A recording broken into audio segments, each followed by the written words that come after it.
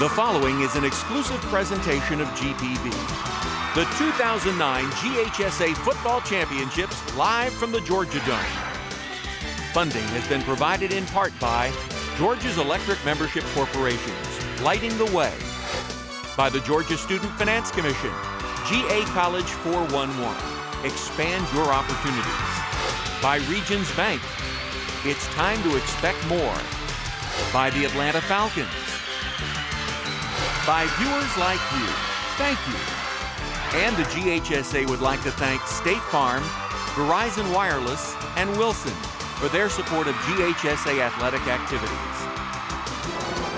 Live from the Georgia Dome in Atlanta, it's the 2009 GHSA Class 5A State Football Championship. Tonight is the 12-2 Camden County Wildcats, the defending state champs, taking on the once-beaten North Side Warner Robins Eagles, making their fourth state title appearance in the last 5 years. And a good evening, everyone. Dave Garner alongside former Atlanta Falcon Harper LaBelle. And Harper, as much as you know a little bit about this atmosphere here inside the Georgia Dome, tell you what, so do these two teams we have here in the title game tonight. Well, Dave, if you and I were going to try to put together the perfect scenario for a great championship football game, we included our audience. They'd probably want to have a lot of different things like a history, but a good team right now, a team that has promising future ahead of it. You take a great coaching staff, some great players, mix in a little bit of adversity, put it all together with a tough regional schedule and an even tougher playoff bracket, and well, you've got the two best teams right now getting ready to play here at the Georgia Dome for the state championship. Let's talk a little bit, Harper, about this Camden County Wildcat team. They've got athletes on both sides of the ball, and it starts offensively. To run this Delaware wing tee that Jeff Herron has put together, they're going to look for Ian Days. This is a guy that can bring the ball. He's rushed for over 1,200 yards. He has 19 touchdowns, and he can just flat out bring it. He's going to be elusive, and what he's going to try to do offensively is take control of the offense, run the clock, and give them a chance to win. Now, defensively, Days does play some linebacker, but Glenn Mack is really one of their outside leaders. This linebacker has 7 forced fumbles. He's been able to get a couple of times past the line of scrimmage and do some damage. He's got 3 interceptions as well. So for them to play well, and for the rest of the two teams that are here tonight, for Jeff Herron to win a state championship, they're going to have to bring it. Coach Herron, of course, has been with the program now 10 years. And moments ago, our very own Jared Oliveri caught up with Coach Herron to get the game plan tonight and what we can expect from the Wildcats. I'm here with Coach Herron. What is your offensive and defensive game plan for today? Well, offensively, we run the wing tee, and, people have been kidding me over there about, running the ball and how much we're going to run the ball, but that's what we do, Gerald, and, our kids believe in it. Northside makes it tough to do that, but that's what we're going to try to do, and if we can't, we're going to have problems. Now, on the defensive side of the ball, how do you plan to stop them? Well, they're very versatile on offense, and we play a 3-3, and hopefully that'll help some. But the first thing you got to do is stop their quarterback. He's a great football player. He liked to kill Noonan last week, and then they've got a great running back. And then when you shut them down, they throw it real well with some good receivers. So I don't know that we can stop them. We just got to try to slow them down. All right, thanks a lot, Coach. Thank you. Back up to you, Dave. Coach Herron can become the 10th Georgia high school football coach to win his 4th state title if the Wildcats can pull it off here tonight. All right, Harper, let's talk about the Northside Warner Robins Eagles, a team, of course, making their 4th title appearance in the last 5 years. They've got athletes on both sides of the ball as well. Yeah, they're no strangers to this ball game and playing in this arena. Offensively, they're going to have a guy that might have a familiar name that you might recognize, Shaquille O'Neal, but he's not the basketball star. This is a gridiron great. Shaquille O'Neal has rushed for over 1,000 yards. He's got 13 touchdowns on the ground. Now, in the air, he's also caught several passes and got a touchdown there as well. To get the ball to him is going to be their quarterback, Briar Van Brunt, number 13, the 6'4" junior, is one of the best players that they have in this lineup. He's got a real strong arm, but he's very elusive. He's slippery when he runs. He gained 148 yards last week. For Conrad Nix to be a returning champion one more time, these two are going to have to play well tonight. And Coach Nix, of course, grabbed his 300th career win as a high school football coach last week in the semis. And our very own Jared Oliveri caught up with Coach Nix moments ago as well to talk about the game plan tonight for the Eagles. I'm here with Coach Nix. What is your offensive and defensive game plan for today? Well, hopefully to score more points than them. That's the main goal. And, hopefully we can move the ball, not let them control the time and the clock all night long. It's going to be a really, really big challenge for us. They're really a patient offense. They do a really good job with the things that they do, the scheme, and they come up with a big play. So we're going to have to make sure that we somehow stop the run, slow the run down, and not let them have the big play at the same time. And, you know, offensively, we're going to just have to move the ball some, score some points. I don't know how many points that we can score for them, but I hope that we can score one more than they do, you know. All right, well, thanks a lot, Coach. Okay, thank you. Back up to you, Dave. Coach Nick's 24 years at Northside. All right, now let's finally meet the real member of our broadcast team, Gerald Oliveri, now live on the sideline with more on this one. Gerald, what do you got for us? Hey, well, Dave, Kingsland, Georgia is officially shut down right now. This is a huge game for Camden County. Mayor Kenneth Smith called this the Super Bowl for the Wildcats and his fans. They brought about 3 busloads of people up here today. Now, on the other side, this is equally huge for the Eagles. As you take a look at their stands, they're nearly completely full on their side of the field. Northside did win the toss, and they deferred. So, Dave, we should get a look at that Camden County offense first to start this game.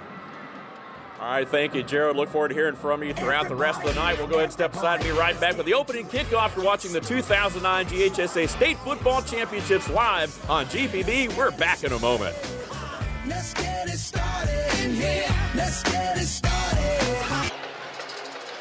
Saturday night football fever inside the Georgia Dome. Again, Dave Garner alongside Harper LaBelle, Gerald Oliveri on the sideline as the Wildcats and Eagles are through the banners and set to do battle here in this Class 5A State Football Championship live on GPB. Well, both teams have been the dominant programs in the state of Georgia over the last 10 years. Camden County, 120 wins, 4th state championship game, 2 state titles, has been remarkable over the last 10 seasons. And of course, Northside equally impressive, 121-13, 1 more win, 5th state title game here tonight, and 2 state titles as well, of course, those coming in back-to-back years in 06 and 07. Harper, again, 2 programs here tonight. A lot of folks are calling this perhaps the matchup of the decade because you have 2 of the arguably the best programs in the state, if not the 2 best. Only Buford has won more games than these 2 teams here tonight. Folks south of Atlanta are saying that these 2 teams are obviously the best in the state, and for obvious reasons, they're going to be debating that for years to come on who has the state champion for the decade claim to fame. Devin Pike, the excellent senior kicker, will boot it away for Northside. Days and Green back deep for the Wildcats. Northside won the toss but deferred to the second half. And this will be Days from inside the 5. He's got the 15. Watch out, Days. 30, 35, 40. Out to midfield and more. He could be gone. It's a foot race. 20, 10, 5, and Days into the end zone. Touchdown. Wow, 96 yards on the opening kickoff of the game. And how's that for a statement out of the gate? Well, you want to start with special teams and make a statement, you're exactly right. That's the way to do it. He catches the ball on what appears to be the 4 or 5 yard line, and look at the blocking. Everybody's got a guy. They've got a hat, and all he does is go along the left sideline. Number 80 had a chance to hit him there, but this man is fast, he's big, he's done this in the playoffs before. Touchdown, Camden County. So Matt E. Haas, the junior kicker, quickly on the field here for the Wildcats. We'll try to add this PAT, and this game starts with fireworks. It's been an excellent weekend of high school football from the Georgia Dome right here. Of course, the games today coming right down to the wire, and we can only hope for more here tonight, but a great start for Camden County. Haas boots it through 7-0 just like that. We'll take another look at the shot from ground level. You can see Days just making guys miss, hit that sideline, and then it was a foot race. That was a big straight arm right there that he delivered on Devin Pike, the kicker. He wasn't able to bring him down, and right there at the end, there was a brief opportunity for Brandon Brown, the defensive back, a senior, to tackle him, but it was a little too late. He's in the end zone and across for the touchdown. Brandon Brown, again, gave him good chase, but Days 96 yards, showing that explosion already in just one play. We're going to talk a lot about the special teams here tonight, Harper, because they've been excellent throughout the postseason, and some big returns in the special teams for both these teams throughout the year. Well, it's only 20% of what a ball game really is all about. The offense and defense take up the majority of that, but if you can play better and you're 20% than what your opponent can, then you have a statistical increase in your chances to win a ball game. All smiles on the Camden County sideline right now after that opening kickoff. And now Matt Ehas will tee it up, and we'll see the flip side of that special teams mark. Of course, Camden twice beaten this year. They lost to Hoover, the powerhouse program out of the Birmingham area. Right at the end of that ball game, actually had a big lead there. They were 15-0, of course, last year, but despite the 2 losses this year, find themselves right back here in the state championship game. Now we'll see Bryson Williams, the excellent return man now for Northside, along with Dontavius Anderson, as back deep. And we're not even 15 seconds into this ball game, and we've got a score. Here's Ehas deep. That one going to die at the 1. Wow, it takes a great bounce. Williams will pick it up. He's in trouble, and he will go down inside the 10. Williams, a South Carolina commit, is probably the best athlete on the football team, if not on the defensive side of the ball, but he was hemmed in right there. Thought that ball was going to bounce into the end zone, and it just wouldn't do it. I did too. I thought with the trajectory on that ball, the way that it hit on the line of, really at the 1-yard line, it should have rolled forward, but that's why the football is oblong and it takes tricky bounces sometimes. So they're going to have their work cut out for them. Briar Van Brunt is the quarterback, 6'4", 190-pound junior. You see his numbers, 60 of 118 for 916 yards, 6 touchdowns, 12 picks. But again, this is a Northside team whose bread and butter is running the football, and that's what we're going to see here tonight. Man in motion, that's Quinn Green. Brunt going to throw it on first down over to Williams, and he's got the completion for a gain of about 7. You know, you and I joked around a little bit as we take a look at the starters here. Word in the center, Cherney, Del Rio the guards, flanked by Pogue and Stevens the tackles, pretty big up front. And then the backfield, of course, O'Neal and Chris Vickers, Brooks, Green, and Cross, some pretty good targets there when the Eagles do decide to throw the football. We'll have the Wildcat defensive starters for you in a moment. We joked around those as these two teams like to run the football. This game might be an hour and a half. That might be about it. And then, of course, Northside opens up with a pass play. This time, Van Brunt going nowhere as the Wildcat defense stacks it up inside, and you can take your pick right there. Big number 99 is certainly a guy that stands out on that side of the football as we take a look at the starters there. Boost, the big guy in the middle with Jackson and Salisbury. And yes, they call him Steak. Attaway, Mack, and Thacker are the linebackers. And, of course, the secondary includes 2 ponies in Heyman and Reed, who are very athletic, along with Murphy and Green at the corners, and Marks the safety. And he is quick. He runs a 4.4 40. So 3rd down and 2 here after no gain on that last play. Every one of those defensive players was in on that last one. Yes, they were. Van Brunt on the ground, going to keep it. And this one going to be close to the first down. Needed to get to the 17. And that's right where they're going to spot the football as Matt Jackson made the tackle for Camden County. And the only question now is whether or not Jackson tackled him shy of the marker. Van Brunt, as he takes the ball here, pretty much there's no chance at all that he's going to give up the ball. He's going to take it the whole way.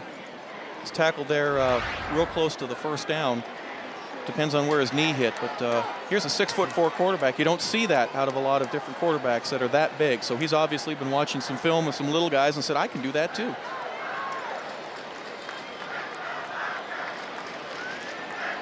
See the measurement right here. It looks like he's going to be a little bit short by about the length of the football.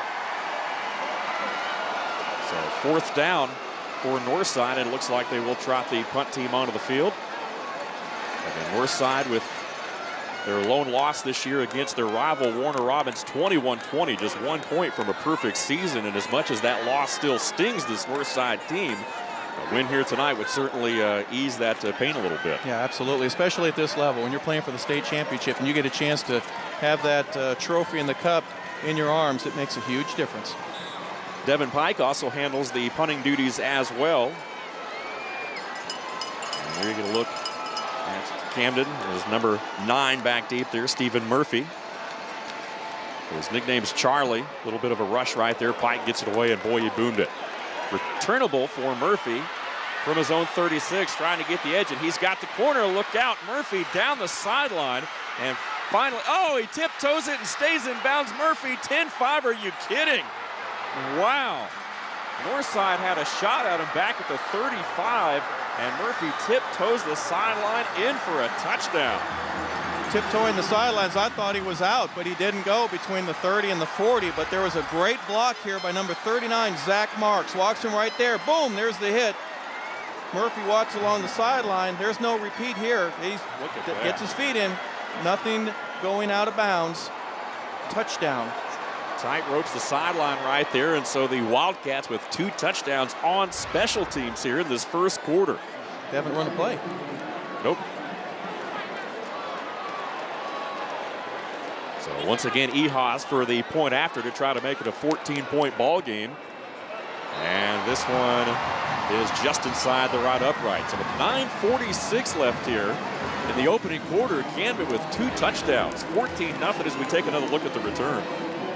Watch the speed. Once he gets outside and realizes there's nobody who's got a chance except right there, number 80, that's Pike again. That's the second time he's had to make a big play. Great camera work there indeed by our GPB crew. Murphy indeed stayed in bounds right there. And you know, we talked up top, Harper, in the pregame about how explosive the offense is, how great these defenses are, and here we go. It's special teams without an offensive snap here for Camden County. It's unbelievable when you start a game at this level. Now, Northside's got to get their bearings straight. They've been hitting the chops in a heavyweight fight. They've got to be able to get their balance now. Once they get here, let's not get the ball on the 6-yard line anymore. Let's get the ball out past the 20 and do what we do best, the reason that we're here. So Conrad Nix has a challenge here to get this team playing a little bit harder and better and more efficiently, but Camden's come out with a couple of 1-2 punches that have both resulted in touchdowns.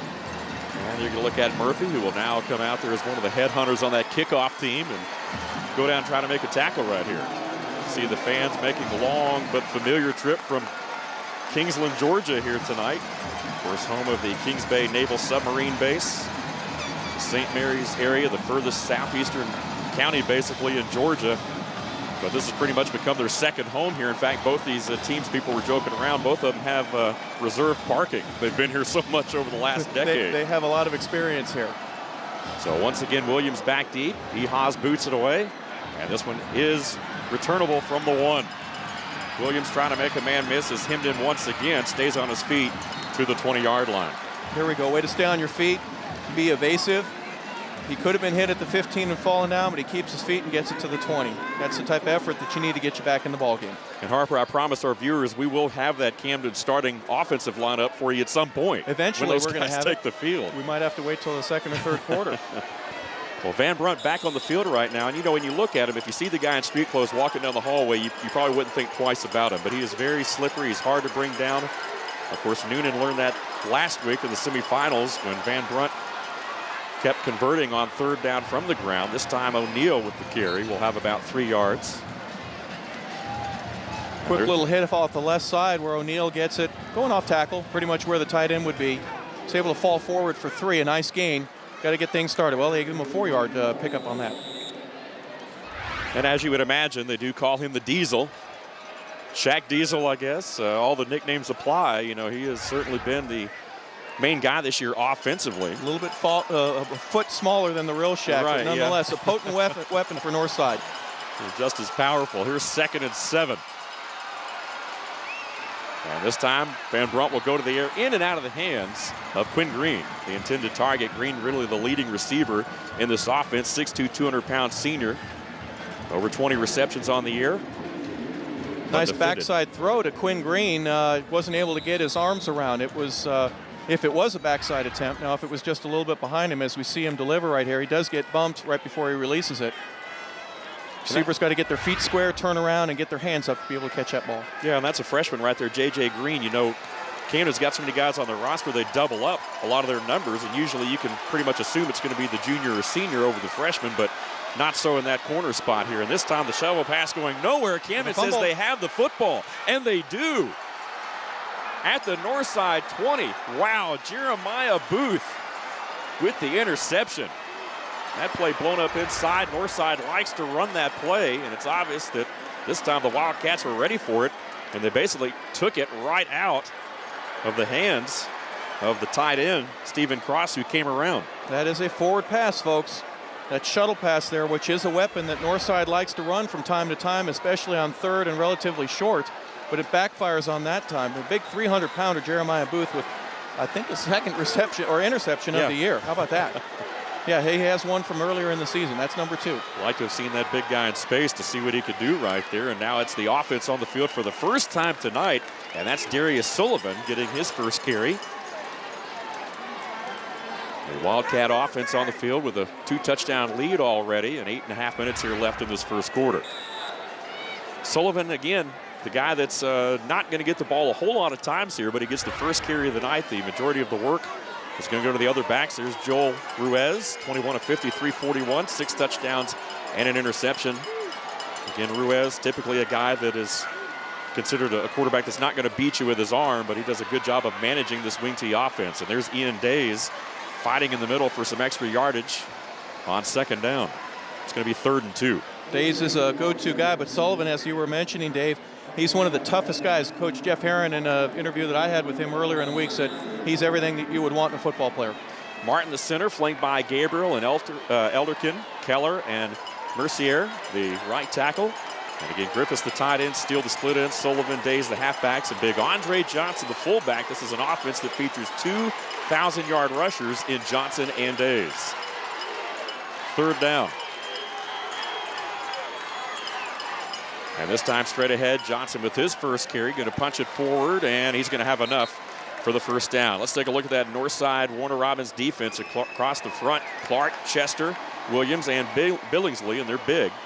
Jones, Levat, and Jackson are the linebackers.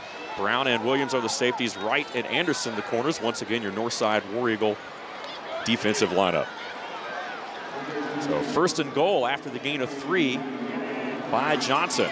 And everyone in the backfield's touched the ball already. And here's Days with his second carry inside the 5. Still on his feet, driving, and finally hauled down at the 3. Great second effort. Days really keeps those legs driving. He's a fun guy to watch. He really is, and he takes the ball here. He lines up as a wing along the left-hand side, and they've got a strong left formation. Goes against the grain, really to the far side of the field. Because he keeps his legs churning, he gains an extra couple yards.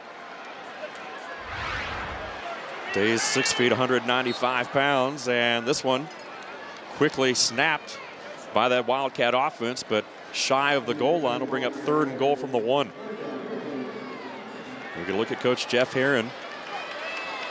Again, 20th year as a head coach, 10th at Camden County. His Wildcats have been a playoff team each of his first 10 years at the school. And that says a lot about his coaching ability and what he's been able to do in coming into this program.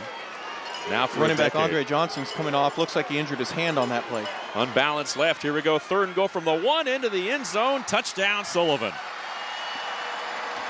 Sullivan with his second carry of the drive. He had the first play from scrimmage and caps the drive with a 1-yard plunge, and it's quickly 20-0. Got a simple 3-letter word for you, Dave. Wow. Wow. Here's 6 minutes and 9 seconds left. And Sullivan, we just talked about him just a few minutes ago. He's not a key component. You know, he's only 5'6", 170 pounds, but he's rushed for over 380 yards, and that's his 7th touchdown on the season. So Matt Ehaws on now for the 3rd time here in this first quarter. 8 of 10 field goals on the year. 49 of 51 PATs, and it is through there and good. 21-20 with 6:09 left in the opening quarter. You're watching the 2009 GHSA State Football Championships live on GPB. We're back in a moment.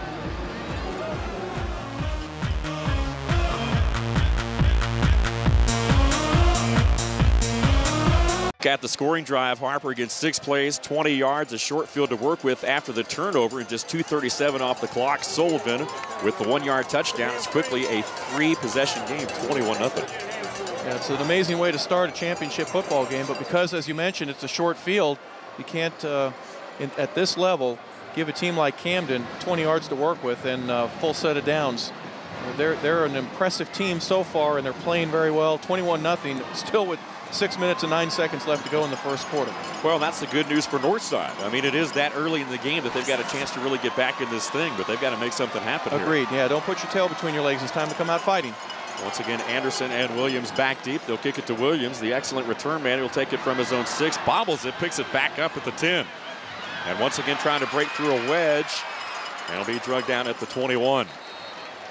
So Northside back on offense here in this first quarter. But they've really been yet to really move the football here. Well, every championship game this weekend is also being streamed live on the GPB website. Log in at gpb.org/football. And every game will also be archived for viewing in the next few days.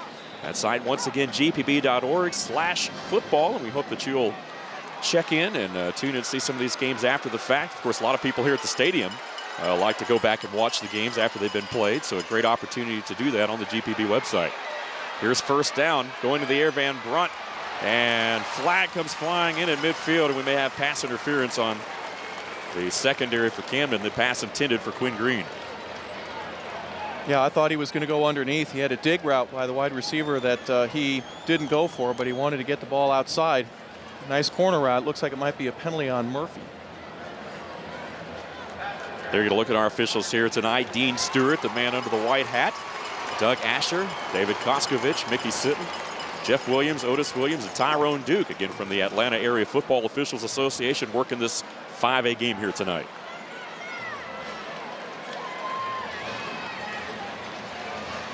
Sometimes something like a penalty, like what just happened here, could be a little bit of a hitch in your giddy up to get you going. Ball at the 36 for Northside. Again, the Eagles with 67 wins in the last 71 games. 5 title games altogether this decade. And of course, the 2 state titles coming in 06 and 07, both of those in 4A. Northside, of course, playing as a 5A contender here tonight. Another long pass, and this one complete. Nice play. Wow, great pass into the arms of Cross. Still on his feet. Wrestling guys. Still going. Works his way to the 25. Wow, I never thought he was going to go down.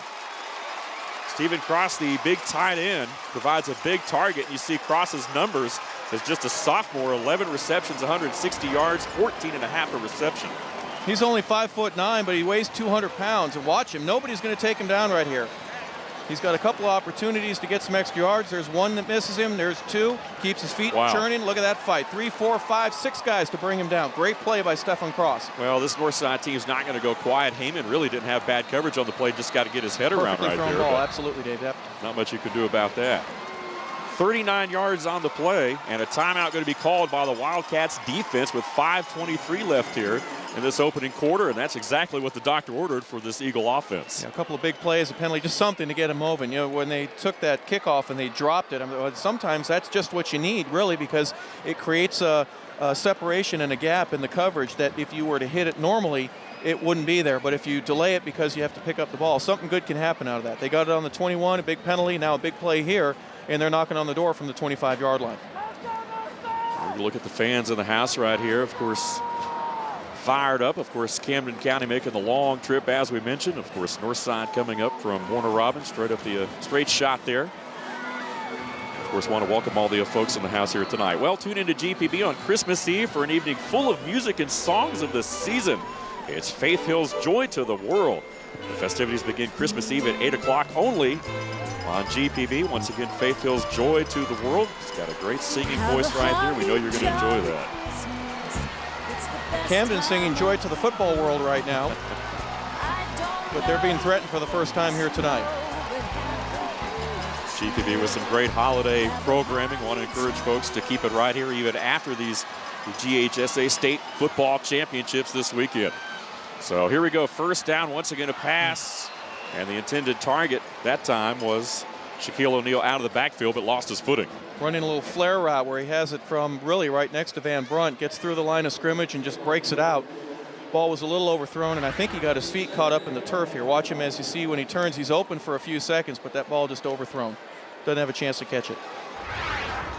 You're talking, Harper, in the pregame about these two teams being here and being very familiar with the settings here. Both these teams, of course, are nationally ranked in several publications, and we'll talk about that after the second down play. Here's Van Brunt once again firing into the middle of the field, in and out of the hands of the intended target, and that was Andre Smith, number 15. Smith, an honor student, was excellent in the classroom and has also been equally as impressive on the field this year, but unable to haul that one in. Yeah, he's running a dig route. He was started way over by where the numbers are on the left-hand side.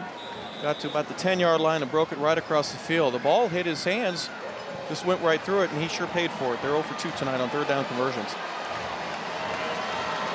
So here's a big third down. Of course, both these teams, Northside ranked 4th nationally and Rivals High's top 100. USA Today has Camden 15th in the country. And here's third down, fires a shot. That one bounced up in the air, and unable to get it off the deflection was Quinn Green, who had a chance at it. It was intended for Quinn Lester. But that one knocked away into a third down and long. Yeah, great coverage there. Great coverage. How quick do they close on the ball? Well thrown ball. Gets to him, he would have been open, but right there he didn't get his hands on it. See, it hit him in the face mask. A lot of times it's tough for guys because of the speed of the game going, and they got to get settled down a little bit. So here's Devin Pike for a 42-yard field goal attempt from the near hash, and he's got the distance. He hit one earlier this year from about the same distance. Plenty of leg on that one, right down the pipe, or pike, I guess we should say. Devin Pike between knocks the it pipes through the soccer kicker. And Pike has the Eagles on the board at 21-3. So at least they got something out of that drive, Harper. Agreed. That's some production. I'll take it as a small win right now. That ball would have been good from about 10, 15 extra yards, as high as it hit on the net there. This guy's got a strong leg. Of course, last year's state champs, Wesleyan and Single A. Buford, of course, that won yesterday, captured their 3rd title in as many years. Cairo, of course, Tucker in 4A, and of course these Wildcats here in 5A here tonight, back in the title game. Of course, they were undefeated last year, 15-0, twice beaten this year, but right back here in the championship once again. All right, so Buford and Camden now. Buford's already done it, back-to-back champions. Camden has a chance to do so tonight. Jeff Herron, of course, his mentor, Jimmy Dorsey at McEachern, knows a little something about the wing tee there. Of course, Coach Herron coached in North Georgia for a few years prior to heading south. Coached at Oconee County, won a championship at Oconee County. Has taken a couple of different teams to the semis here in Camden and Oconee. Also coached at nearby Wheeler and Walton, Cobb County. J.J. Green and Ian Days back deep for the Wildcats as Pike gets set to boot it away. Interesting formation. They've got all 10 guys right behind the kicker. They'll spread from that, but you have to honor it because they could do an onside kick. And you can see how the Wildcats line up as well there along the front. Yeah, you have to guard against that. You never know. Yep.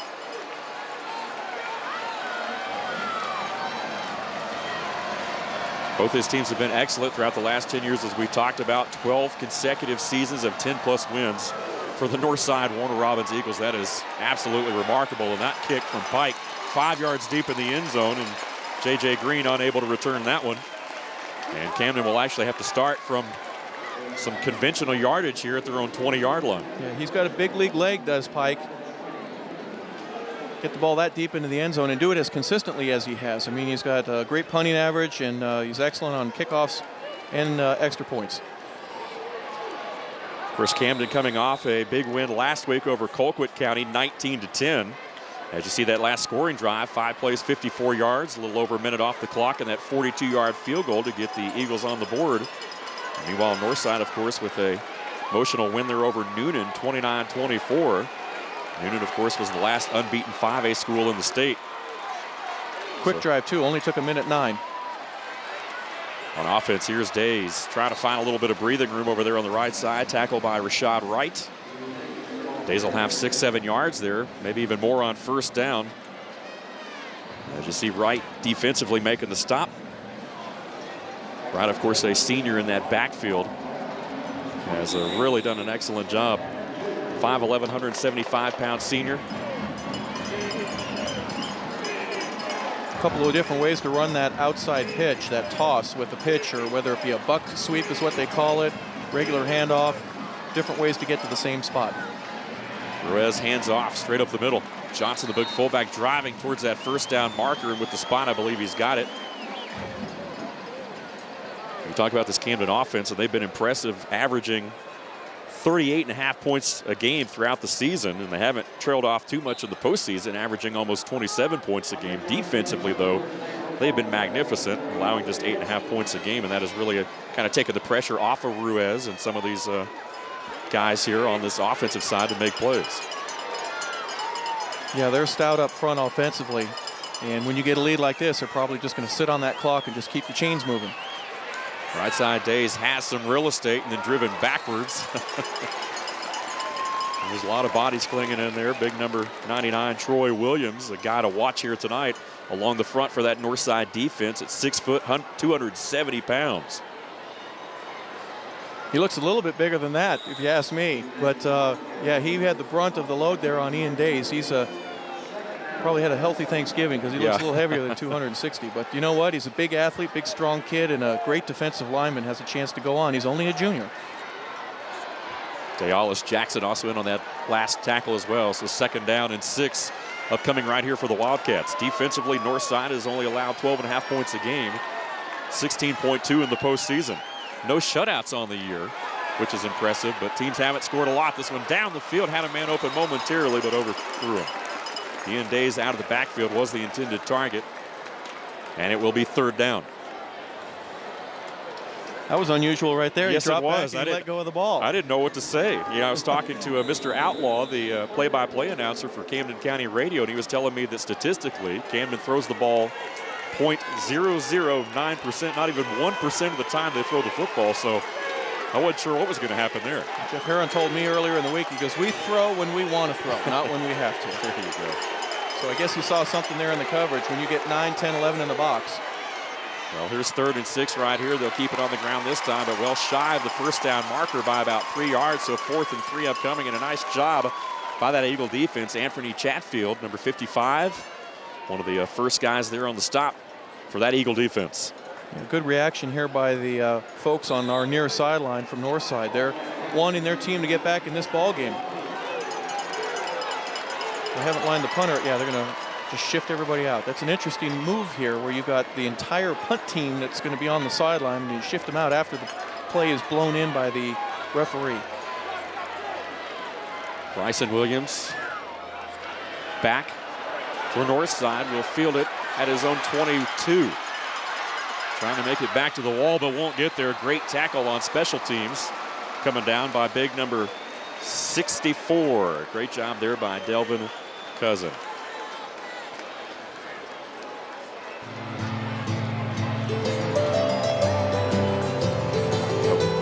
Well, after opening your presents on Christmas Day, check in with GPB to see how the holiday celebrated on the other side of the pond. Rick Steves' European Christmas will bring you a variety of holiday traditions from all over the globe. Join us Christmas Day at 7 p.m. right here and only on GPB. A lot of traditions, of course, celebrated this time of year. Rick Steves' European Christmas. Take you inside some of the ways other folks around the world celebrate the spectacular holiday. Man. Whoa, wide open down the sideline, but overshot the intended target right there. Cartrell Brooks. The 6'5", 180-pound sophomore was open. He had beaten his man there, and he had a step on him. Van Brunt was just a little bit too excited about that. He'd take a little bit off that, and we're talking about a whole different ball game now. Here's the Eagle mascot there. A lot of representation there on the sideline here tonight. Incomplete pass, 2nd and 10. The thing about Northside, though, 2:07 still here in this first quarter. They're not going to get it all in one play. You're at a point in the game, really, where you can stay in your offense. You don't have to do anything any different. Yeah, absolutely. Let's just eat the elephant one bite at a time. Van Brunt, though, stacked up this time right at the 25. That's going to be a loss of 1. Derek Salisbury making the stop. Salisbury, a big guy up front, and, nicknamed Steak, as we mentioned there. You're going to look at his numbers on the year. 38 tackles, 7 for a loss, and 4 sacks for the big senior. Yeah, he's a fast guy. He had a great game against North Gwinnett, a couple of sacks against them in a shutout victory in round number 3 of the playoffs. Big defensive end, and he's only got room to grow. He may have a chance next year to end up playing for a scholarship. When you look at this Wildcat front, they got Booth in the middle, and when you got a big guy like that that's 302, you got Salisbury up there, and you've also got Jackson up there. It really allows those 5 guys, those linebackers and 2 ponies, to really fly around and make plays. And there you go. When you can contain guys with those front 3, it really opens things up. Well, when you've got that 3-3 like what they incorporate here, and you can blitz 1 or 2 and put pressure on your opponent to where he doesn't know where the blitz is coming from, and then when it does come, you get results like this, then it allows your secondary to play more smoothly and to force the action back to the quarterback. And in this case, Van Brunt gets sacked. Salisbury with back-to-back tackles right there. This one bringing down Van Brunt. 4th down now, and Pike will boot it away. Special teams, 1 kickoff return for a touchdown and a punt already for a touchdown here tonight. Murphy and Shaquan Brock are back deep this time for the Wildcats. Murphy, of course, had the punt return earlier in the quarter, and here's Murphy once again. He's got room. Got a little bit of room if he can bounce it to the outside. Northside will cover him up this time. Still keeping those legs driving. Late penalty flag comes flying in. We may have a face mask. Now, he caught the ball over here near the sideline, about the 40, 45-yard line, and it's 53 1/3 yards. I mean, he went 60 yards to gain maybe about 10 or 12, but what they're doing is they're making Northside have to run all over the field to try to get him, because he could have picked his poison. He could have gone in between the hashes down the middle or up where the numbers were, and he ended up going outside. Great special teams play so far. They've really been effective with the way that they've been able to transition the ball and move it down the field. They're already going to have good field position anyway, tack on the penalty, and it's really going to be in there deep. Here's Dean Stewart, once again our referee. During the return, we have a personal foul, face mask, on the defense, 15 yards from the end of the run, first down. So that'll put this ball well inside the 30, going to mark it at about the 28.5 right here for the Camden offense, who will once again have a short field to work with, as they did on their last touchdown, just a 20-yard drive. Sullivan, of course, capped it with the 1-yard plunge there over the left side of that offensive line. And so Northside, once again, the defense going to have to try to dig in here.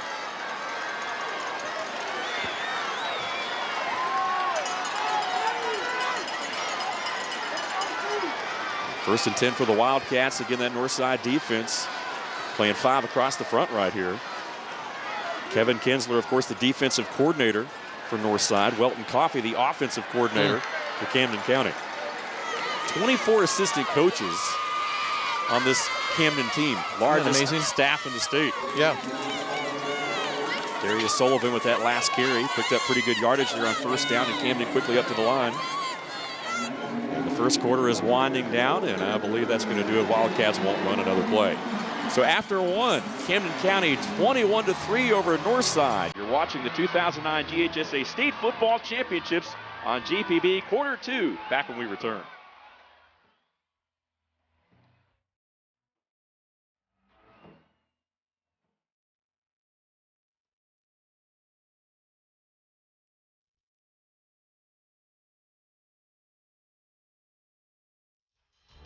(21-3) the score as we get set to start quarter number 2 from inside the Georgia Dome. Dave Garner, Harper LaBelle, Jared Oliveri on the sideline with us tonight, along with the rest of the GPB team. Want to thank you for tuning in once again.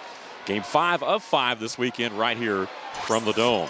Camden County with a 21-3 lead, trying to make it back-to-back championships here in 2009, and they've got the ball once again in Northside territory. That's Andre Johnson, the big fullback, and Delois Jackson with the tackle defensively for the Eagles. Harper, that first quarter belonging to Camden, and a lot of it because of their average starting position, their own 48, as opposed to the Eagles' own 18. Makes a huge difference from where you start. Camden County obviously getting it on a couple of occasions, and when you average it out, that makes it real easy for you to score, but those special teams plays were also key components. Big 3rd down and 3 right here. And Joel Ruiz, the quarterback under center, and this time going to hand it Day's right side. Check that, that's Johnson there at the 20. And looks like going to be a little shy of the first down. Jackson and Lockett combining for the tackle. You look at Johnson, of course, one of those 2,000-yard rushers in this Camden offense. You see Johnson going out of the lineup right here on 4th down. It looks like the Wildcats are going to go for it right here, keep that offense on the field. They need a yard and a half for the first down. Yeah, 4th and a long one. Big number 77 is lined up in the backfield to be a lead blocker for Camden. Now he splits out to become a wingman. Big play right here, particularly for that Northside Eagle defense. Here's Days left side driving, and it's going to be close. It might depend on the spot right here, and we may have to bring the chains across. Had to get inside the 19. And boy, it's going to be right there. Josh Elderkin is going to pull here. See him make some headway, trying to get a hold of Troy Williams to get him out of the way. Greg Clark. They'll bring the chains out, it looks like. Clark helped him make the stop right there. Clark, 6'4", 305. This defensive front for Warner Robins is pretty big. But so is the Camden offensive line. Certainly no slouch. You got Martin up there at 243. They're short.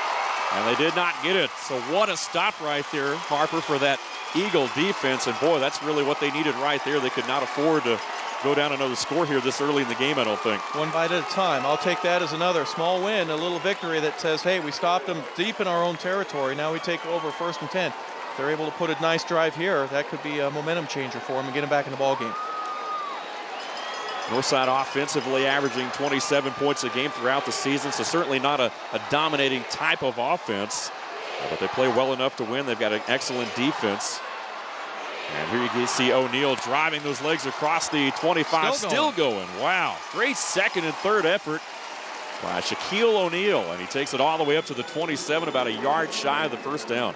I'm sure while the defense was out there, the offense was going, hey, let's put it on my back. Watch him. Shaquille takes it along the right-hand side, hit there, keeps his feet moving. 2 or 3 other guys miss him, 4 or 5. He spins, he gets hit some more, and falls forward for a 7-yard gain. Good job for him. I think Zach Marks, the free safety, finally had to bring him down. Briar Van Brunt again under center.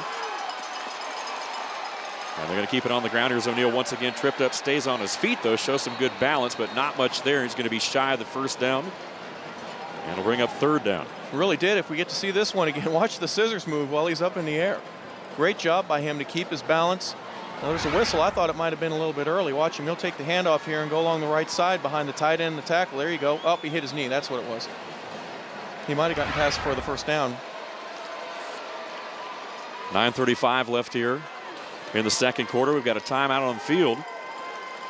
The Northside offense wanting to talk this thing over right here and see what they're going to do here at the third one. While they do that, we'll step aside as well and be right back live to the Georgia Dome. 21-3, you're watching the 2009 GHSA State Football Championships on GPB. Welcome back to the Georgia Dome. 21-3, Camden County with the lead over Northside Warner Robins in this 5A state championship football game here at the Georgia Dome. This crowd is rocking. Good crowd here tonight. The folks have traveled up from Warner Robins and also made the long trip from Kingsland. Here is third down and short, and the Northside offense is going to be denied, it looks like.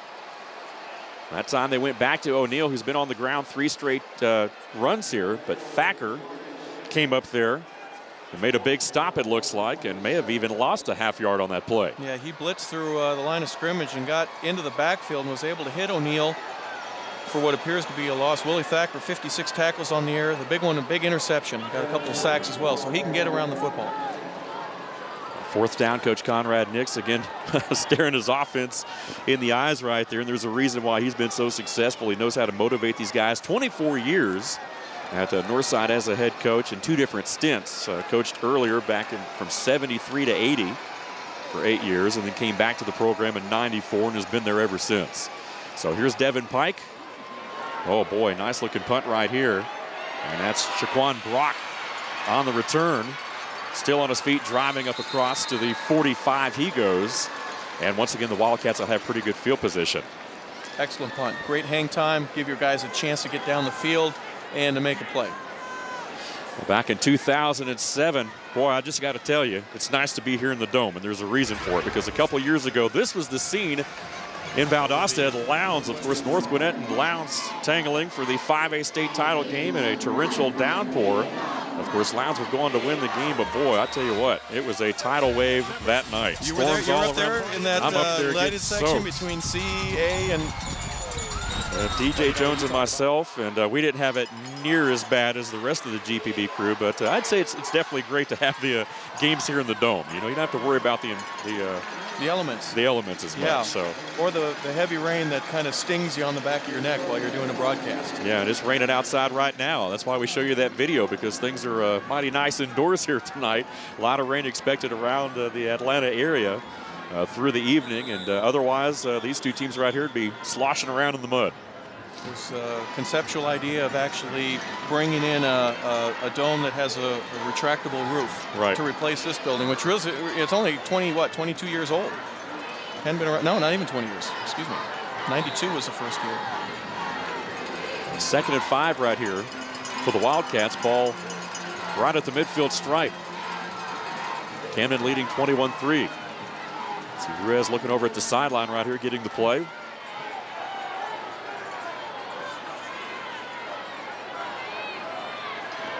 I'm going to hand it to Sullivan, who had that 1-yard touchdown a while ago. Will pick up a couple. It'll be 3rd and 2. Harper, you played in this building. Now, what was the experience like compared to maybe some of the other venues that you played in, whether it be college, pro? Well, when I first got to the Atlanta Falcons, we played outside at the old Fulton County Stadium, and they got rid of that and put us here. First thing I thought of is it's almost so comfortable that the fans that normally would be a little rowdy, just sit back and enjoy it. So there's a little reason to be skeptical about making them too comfortable. But great building and a lot of wonderful football that I got a chance to be a part of here. And the state championship is just another level. It just makes it easy for people to come. Here's 3rd and 2. And Rez looking to throw the football down the field, has a man off the fingertips of the intended target. And that was C.J. DeBoer. Lines up at tight end right there, and just couldn't haul that pass in. Northside had pretty good coverage on it, but tell you what, DeBoer had a chance. Ruiz put that ball in there. That's 2 passes now that we've seen where when you average less than 1%. Yeah, exactly. I mean, and, watch the hit late on DeBoer right here. Bam. That's Bryson Williams, Big, tough kid. He gets up. He goes, oh, I should have had that. Forces a punt here. Brown in there to boot it away. And this is Williams, who will field it at his 10. He's got some room trying to hit the corner right here, and not much there at all. Good tackle on special teams. Good containment by Camden. And so Northside will take back over. Williams, the excellent player headed to South Carolina. Well, this Christmas, let GPB take you on a journey to the wild side, a wilderness pure as the driven snow. You'll be awed by the beauty and nature's Christmas in Yellowstone. Sunday, December 20th at 8 p.m. right here on GPB. Well, you're from out west. You ever experienced Yellowstone? No, I wish I could have, though. That next day up, Coloradans don't like to go to Wyoming too much. There you go. Van Brunt right here. First pass going up top, has a man a little bit too tall. And Crytrell Brooks, the sophomore receiver, wanting a penalty marker. J.J. Green, the freshman corner, was locked up with him there pretty good. Maybe some incidental contact, no penalty flag. Yeah, they look that I see, and maybe most of the Northside folks are thinking that J.J. may have grabbed Green there a little bit and kind of held him back. We'll just leave it where it is right now. That was a good attempt, and that would have, if he makes that catch right there, a big play and gets Warner right back in the ballgame with great field position. Eagle faithful want the penalty marker right there. You know, you talk about these two teams and the athletes they've turned out. Of course, 4 NFL players have come out of Camden County. You see Van Brunt's numbers so far in the ballgame, struggling a little bit through the air, just 2 of 9. And this time they'll keep it on the ground. O'Neal trying to turn the corner. He's got some room. Watch out. O'Neal off to the races. Up to the 48 he goes. And a big play right there for that Northside Warner Robin Eagle offense. He gets the ball off. Yeah, he gets the ball off the handoff and takes it across the left side, and there's finally a hole for him. Great job by the left side, able to get up to the next level. Look at him. He ends up getting to the outside, dances along just like what the opening kickoff was. There's lineman getting a little up a little slow for Camden. I believe that was number 99, Byron Attaway. Byron's a big 300-pounder, and he almost caught up with the big Shaquille O'Neal. I would say that was good hustle there by the big man. I noticed that too. And it looks like we got a timeout of the field called by the Wildcats defensively right here. They want to talk things over. 6:17 left in the half. And I'm sure Coach Heron wants to remind his team they don't want to do anything to let this Northside team have any kind of momentum going into the locker room. Yeah, I agree with you. Let's get our bearings straight here. Let's call a timeout. This isn't a bad one, especially when you're up by 18 points the way that turns out. And here Northside just kind of quell the momentum here that they're trying to gain. You did make a mention earlier of Briar Van Brunt. He was 2 for 9. Go ahead. Well, we need viewers like you to help support the live broadcast of these games. And you can show your support by becoming a member of Georgia Public Broadcasting. Simply call one of the numbers on your screen or visit our website at gpb.org. And thank you very much for supporting Georgia Public Broadcasting. You can call those numbers right there, become a member. You get you usually get some goodies in addition to the programming, of course, that's on GPB. I like goodies. Those are good. Yeah. And, of course, you also get to continue to watch great high school football games like we've seen this weekend at the Dome. And, of course, high school basketball as well in March. Always fun to have the championships as well. I want to encourage folks to become members and keep it on the air. So after the big play and the Camden timeout, Northside with the football at their own 48 and on the move. Single coverage way up top. Here's O'Neal on the ground. Hit and dropped immediately. Great job right there. Glenn Mack, the guy we focused on up top of the broadcast tonight. That's another one of those tackles behind the line of scrimmage. Make that number 8 for him now statistically for the season. He came in through the blitz and was untouched. Able to get a hold of the running back. That's Shaquille O'Neal getting the ball and getting met by Mr. Mack right there for a 2-yard loss. You see him, he's not the biggest guy, but boy, a lot of these guys that aren't as big, they make up for it with amazing speed. These guys are conditioning all season long. They're in great shape, and they're big, fast, strong guys. They get across the line of scrimmage in a hurry. 2nd and 12 after the 2-yard loss. And this time Van Brunt looking to throw now under pressure. A go down back at the 39. Big play right there, and that is Byron Attaway, number 99, who we saw nearly chase down O'Neal while ago down the sideline. The big man this time gets a big rush, pulls down Van Brunt for a big loss. Play action pass that was really designed to go downfield for Bryson Williams. He was running a post route, had double coverage on him, and to gain some extra time, Van Brunt held onto the ball just a little bit too long, and that's going to be costly for another big loss. So 3rd and 18 right here. Again, the rematch of last year's 2nd round game. Of course, these two tangled last year in round 2, and it was Camden coming away with their only victory in the series, 28-20. So Northside's got that on the back of their mind coming in this ball game here tonight. These two programs have met 4 times in their history, with Northside leading 2-1 in movement up front. And I believe that one is going to go against Brandon Stevens, the big senior tackle. Brandon did a little bit of a jumping jack there right before the ball was snapped. Line judge saw it. Here's the call. Dead ball. False start on the offense. 5 yards from the previous spot. Remains 3rd down. So 3rd and 18 becomes 3rd and 23 with 4:43 left here in the half. And now Northside going backwards right here. And they certainly don't want to give the ball back to Camden in any kind of field position right here if they can help it. You may run a draw or a screen or something like that just to get as much of that big chunk of yardage that you need. 21 yards is a lot to get on one play.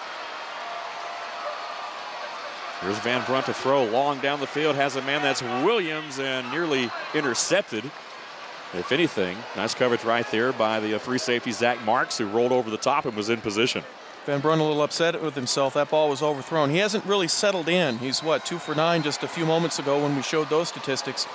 And he's a good quarterback. He's got some great momentum, and he's really good with his feet. Just needs to settle down here because this is his first chance to play for a state championship. Brock and Murphy back deep. There you get a look at Devin Pike, the excellent place kicker and punter for Northside.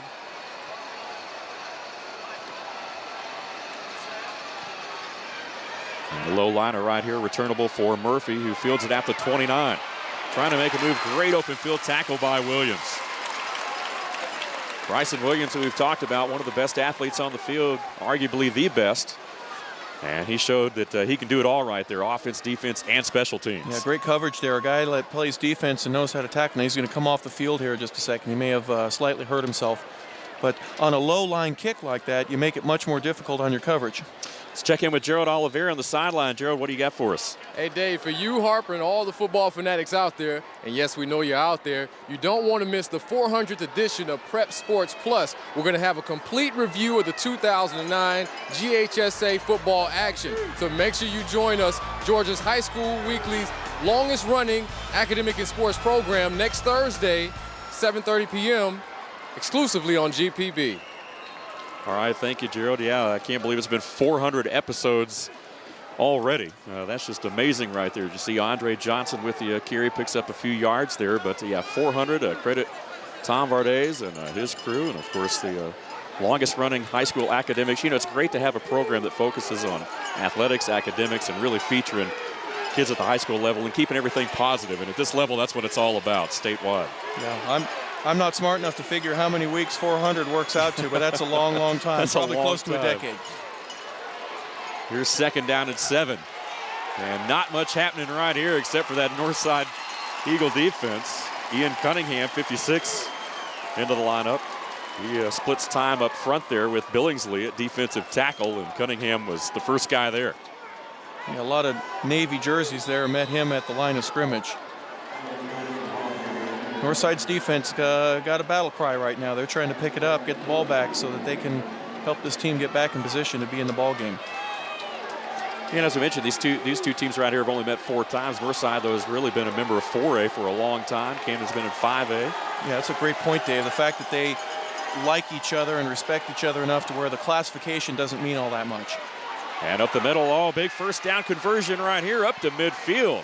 Off the quick hitter, Ian Days. Wow, showed some explosion right there. 3rd and 6. A lot of confidence in that Camden offense to keep it on the ground right up the middle.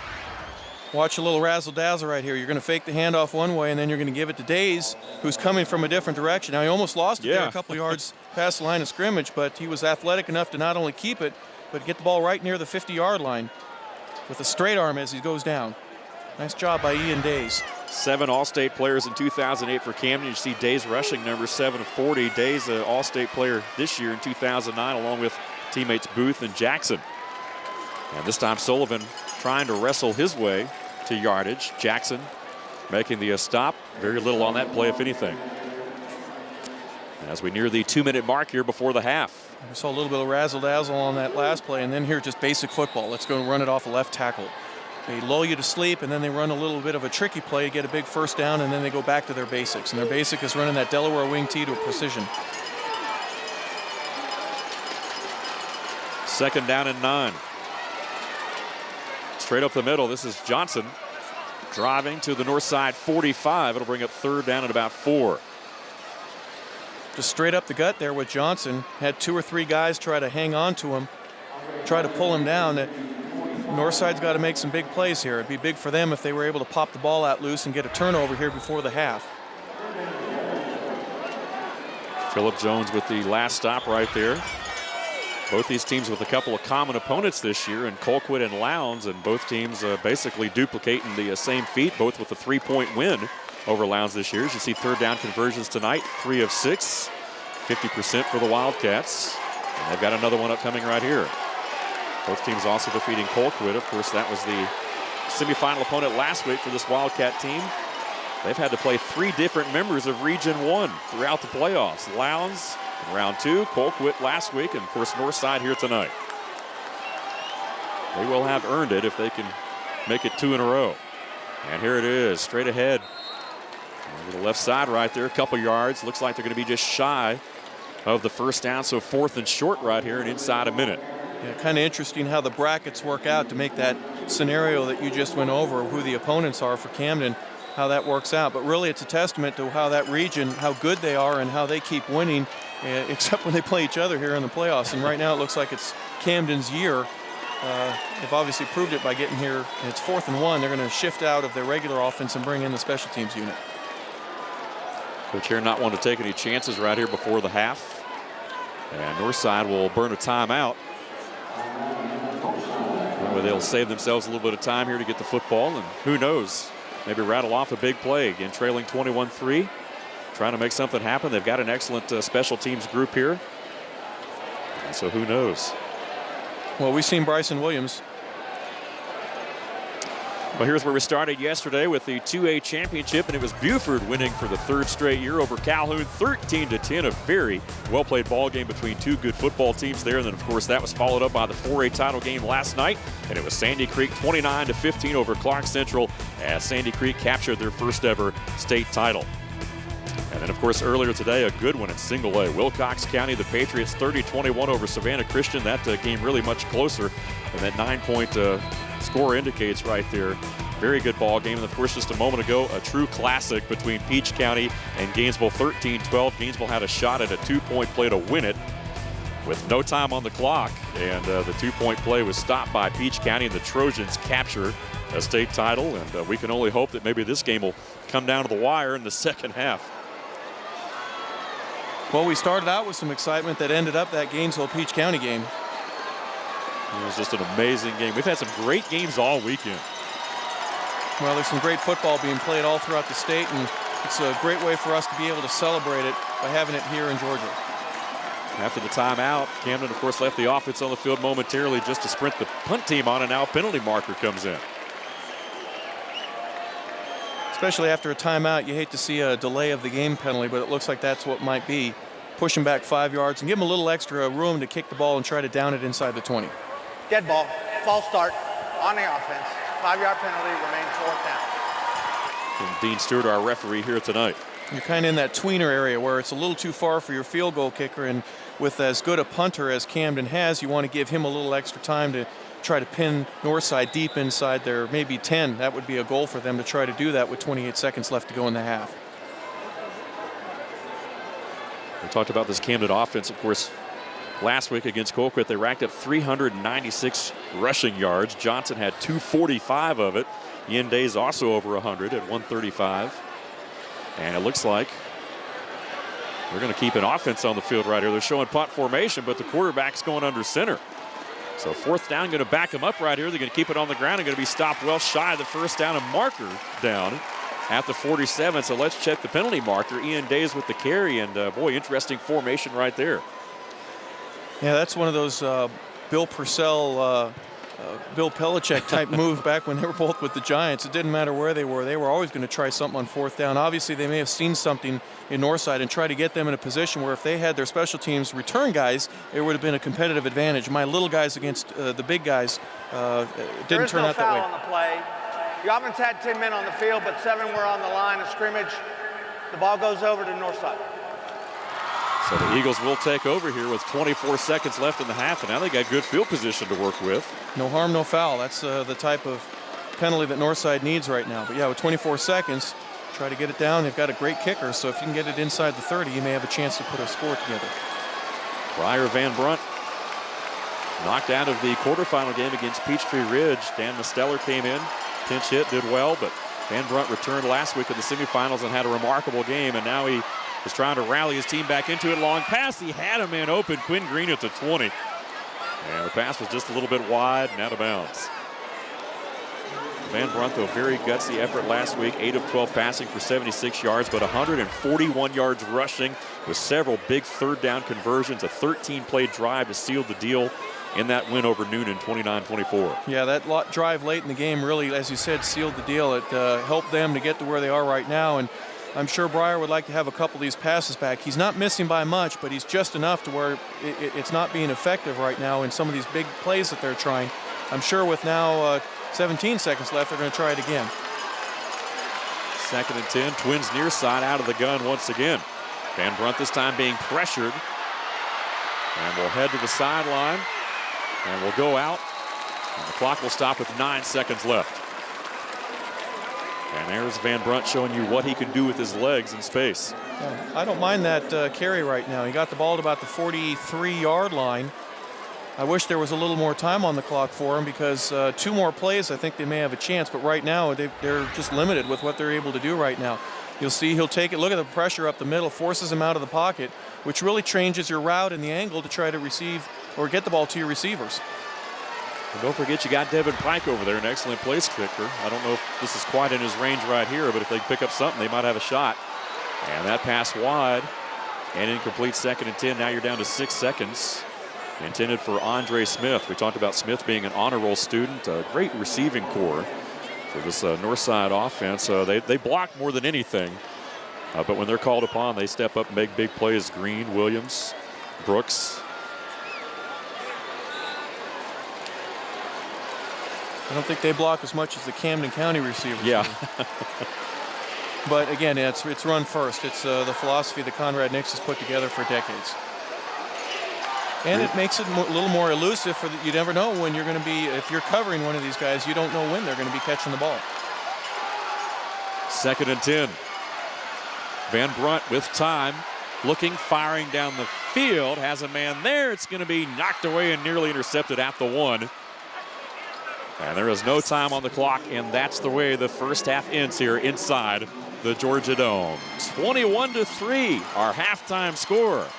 It's the Camden County Wildcats leading. Coming up, the marching Wildcats, the Northside Blue Wind Band, principals first half highlights, and the Georgia EMC halftime stats. Now let's go downstairs. Gerald Oliveri standing by with the coach. Gerald. Dave, I'm here with Coach Heron. Northside has had some big opportunities in the passing game, just hasn't connected yet. What are you going to do to make sure they don't in the second half? Well, we got a young secondary, and we got to calm them down a little bit. The game did not go like we thought it would go, and everybody's emotions has gone a little crazy on us. So we just got to settle down, and we didn't play real well. We had some big plays in the kicking game, but I don't think we played as well offensively as we're capable. And I certainly haven't coached very well, as I've witnessed by that last exhibition, but we'll try to fix that at halftime. And what made you decide not to punt it on that last play? Well, they had their punt block team out there, and we felt like a momentum changer. They block a punt, which they're very good at. And we also thought Ian would pick up the first down, but we didn't get it. All right, well, good luck in the second half, Coach. Thank you. Back up to you, Dave. All right, thank you, Gerald. Halftime in Atlanta. You're watching the 2009 GHSA State Football Championships on GPB. We're back with halftime festivities in a moment.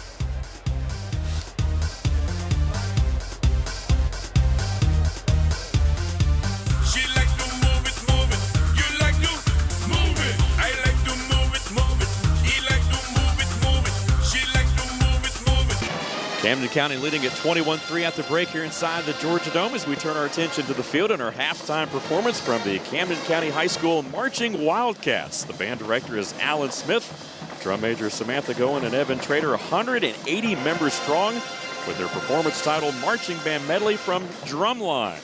Let's go ahead and listen in.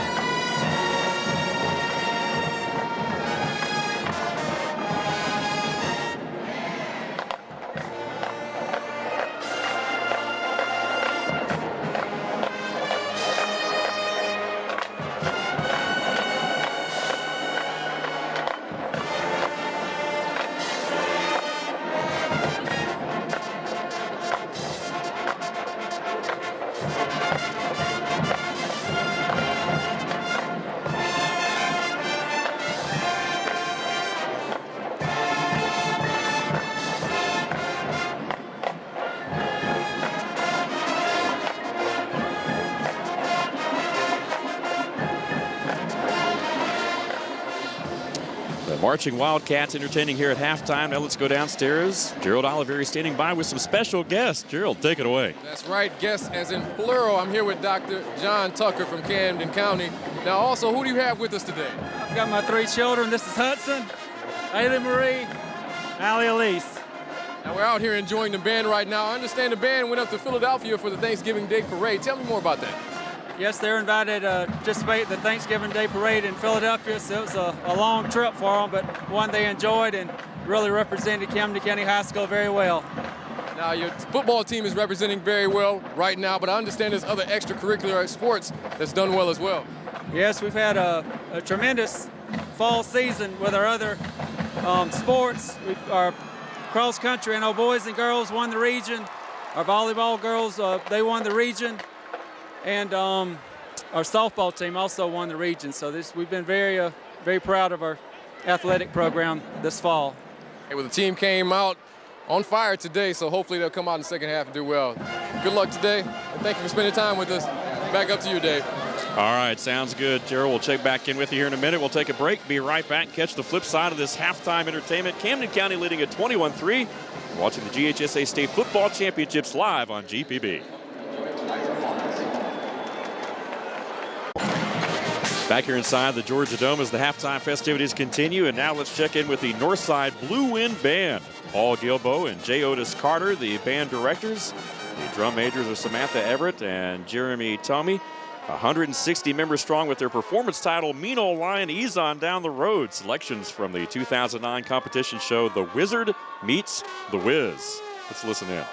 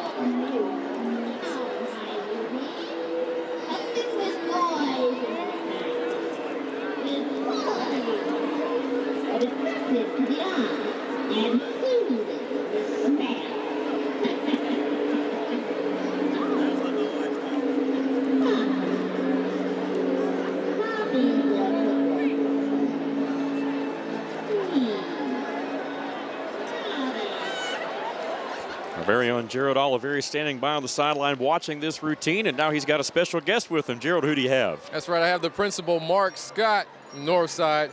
Now, looking out here on the game, team got off to a slow start. They came out, but they battled back. Tell me about the performance today.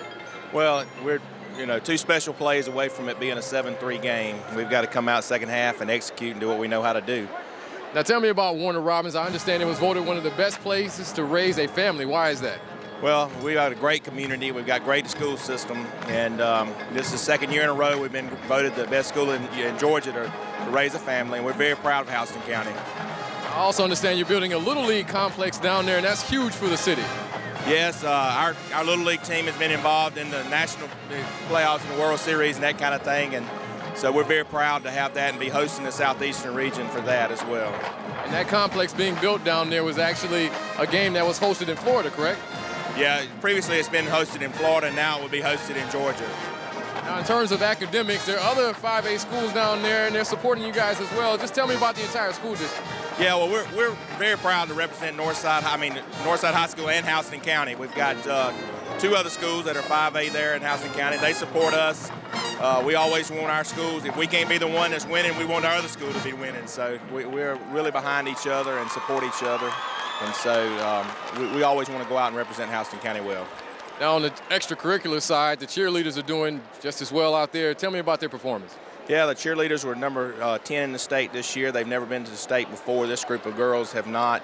And so we're very proud of what they've accomplished. We're involved in a lot of things with the school. The school our size, we have all kinds of programs going.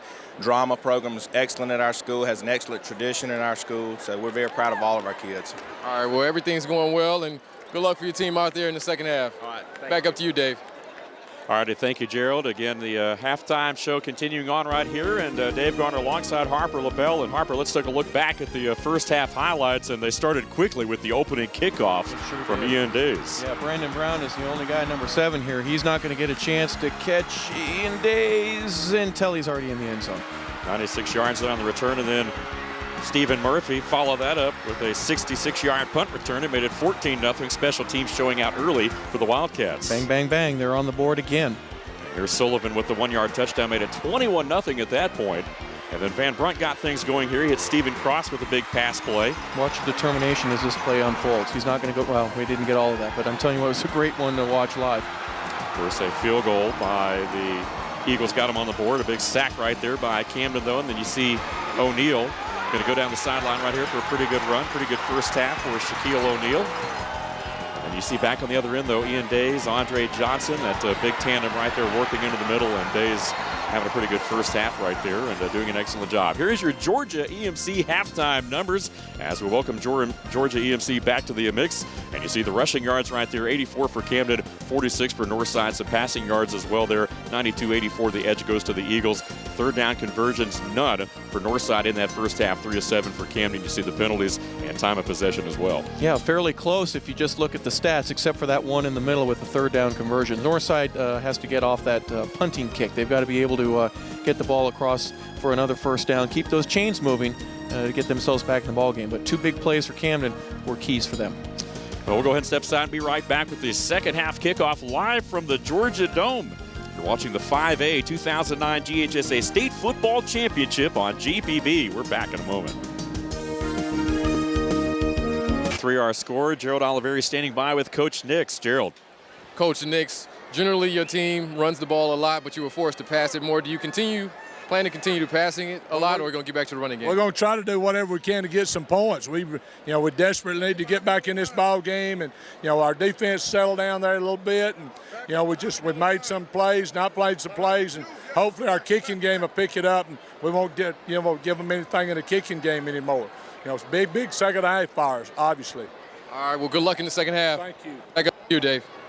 All right, thank you, Gerald. And, you heard it from Coach Nix right there. Whatever we can do to get some points. And that's the thing right here. They will open the second half with the football after deferring to the second half. They're on the coin toss. So maybe good things can happen here on this opening drive. And you're going to need Van Brunt and maybe even that young man right there, Dan Mosteller, who came in. He's also got a pretty good throwing arm as well. Not sure if we'll see him tonight, but who knows what might happen here to start the second half. Yeah, when Van Brunt was hurt a couple weeks ago in a playoff game against Peachtree Ridge, he hurt a sternum, and Asteller came in and did a fantastic job, was able to put together. Now, he hasn't had the same amount of reps, but able to get an overtime victory over Peachtree. But I appreciate Coach Nix's honesty right there. What he's doing is saying, hey, we got to get better right here, right now. So we're going to find out in the next couple of minutes whether or not they've got it in them. Of course, Northside busting through their second banner of the night. You know you've arrived when you've got an opening game banner and a halftime banner. When one banner isn't enough and you get two, you know you got everybody in the state. We just found out from the principal. I mean, they've got a lot of people down there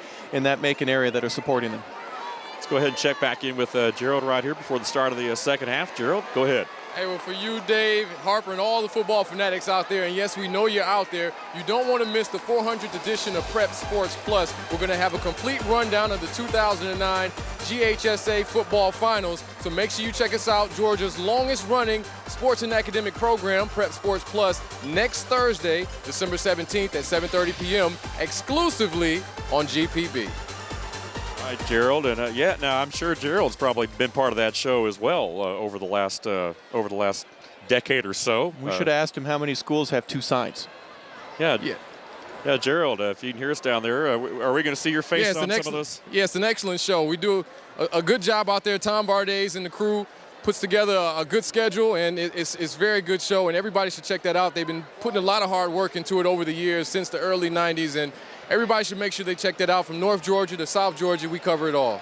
And that's true. I mean, from Dade County, Trenton all the way down to Charlton County, you guys have been all over the place. I know I've seen you on there a little bit, so it's got to be fun. It's been an amazing run. Yes, excellent run. John Nelson, Lisa Weiss, all the reporters, it's an excellent job. Make sure you check it out, GPB, every Thursday, 7:30 p.m.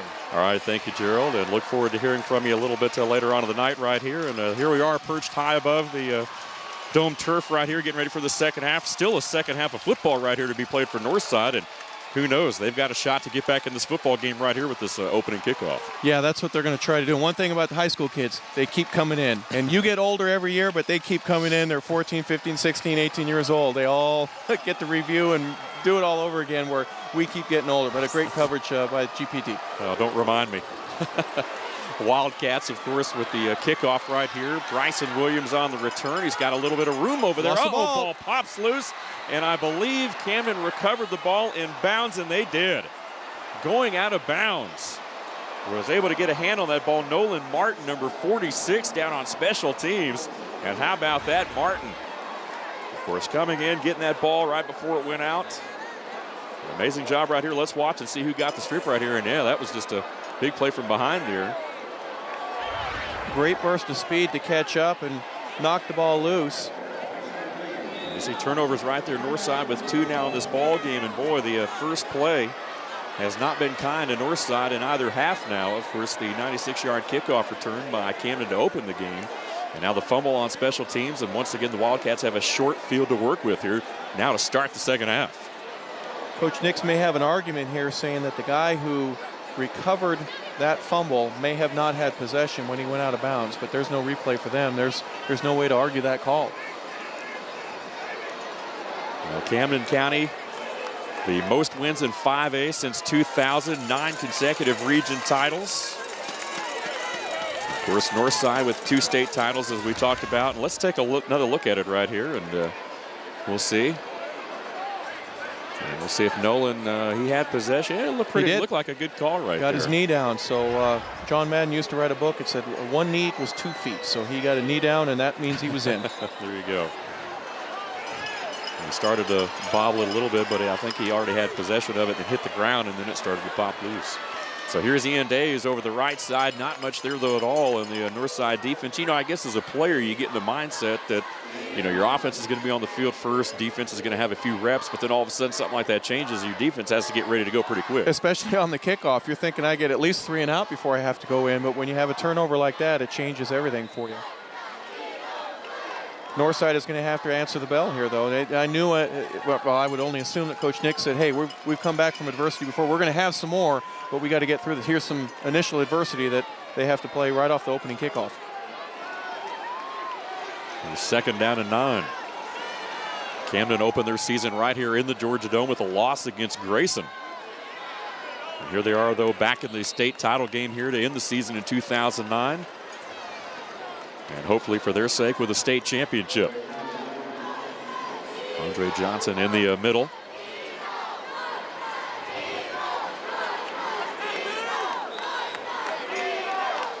We're going to look at Jeff Herron, of course, state title at Oconee County in 1999.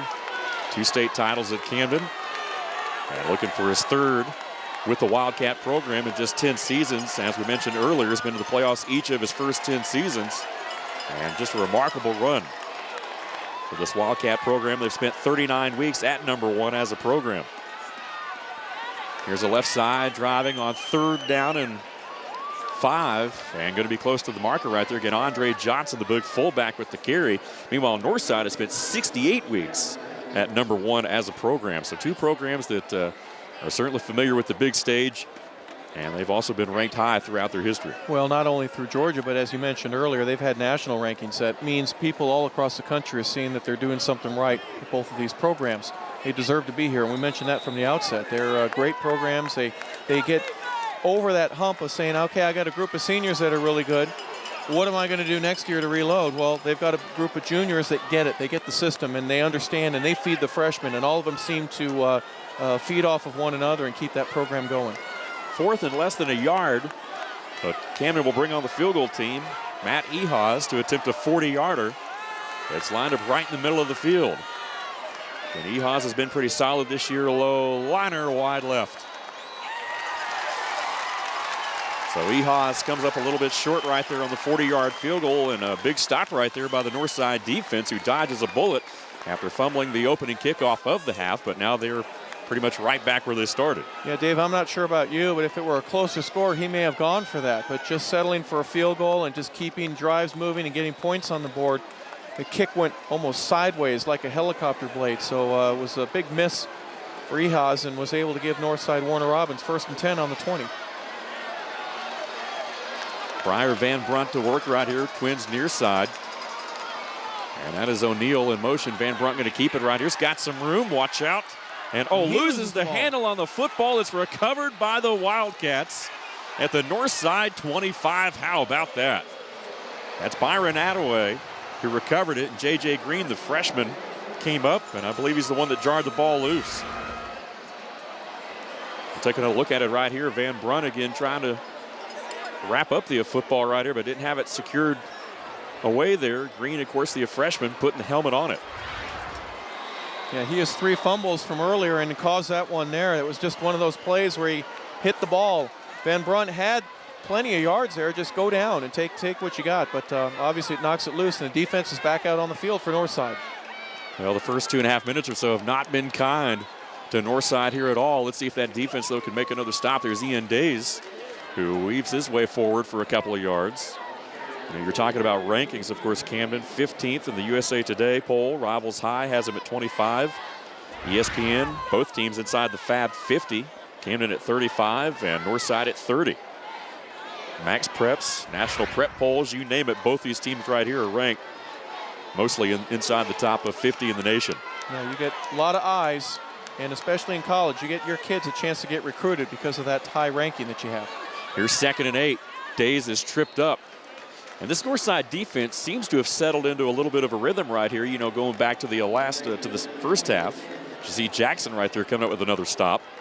And Camden hasn't really been able to get that running game going too much here since about the middle part of the 2nd quarter.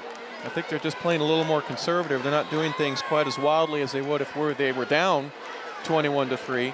But they have so many different plays. It's a small playbook essentially, where they only have 6 or 7 spots they're going to try to run through it, but they have different formations and different motions, and they try to fake out the defense, even though there may be several different ways of getting to the same spot. They're trying to offset what the defense is doing and make the offense more efficient. And here is a big 3rd down and 5 play over the left side, though, but not much room there at all. Ball squirts out there, but it was after the play. And the Eagle defense has forced another 4th down right here. Yeah, they've done a fantastic job here for the first 2 possessions, considering how backed up they were when they initially went out on 1st down for the last series. After that fumble on the kickoff, and now here with the 2nd play of the drive on the previous series. Well, Matt Ehas is going to come back on the field right here. They're going to put it down at the 26, so a 36-yard field goal attempt for Ehas, who missed a 40-yarder just a moment ago. Move him a little bit closer. And the snap, hold, penalty marker down. The kick is right through there, but let's wait and see what the marker is. And Northside signaling that it's against the Wildcats. Dead ball, false start on the offense. 5-yard penalty, remains 4th down. So he'll have to re-kick it. Coach Heron on the far sideline arguing that call. My guy didn't move. He never. We shift. We get down from a 3-point to a 2-point stance. It's legal. It's perfect. Of course, they never do anything wrong, but he were flagged for it there. Now this is a 41-yard attempt, a little bit further. Let's see if Ehas has the leg to do it. Missed the last one from 40. And this one is reaching, and it's got the leg, and it is through there. How about that? It didn't look so good off the foot, but boy, it hit something in the air there. And a little traveled bit of a 41 draw on it. yards. He's going to be a good golfer right there. It looked like it was going to go a little bit wide. We'll step aside here. 24-3. You're watching the 2009 GHSA State Football Championships on GPB.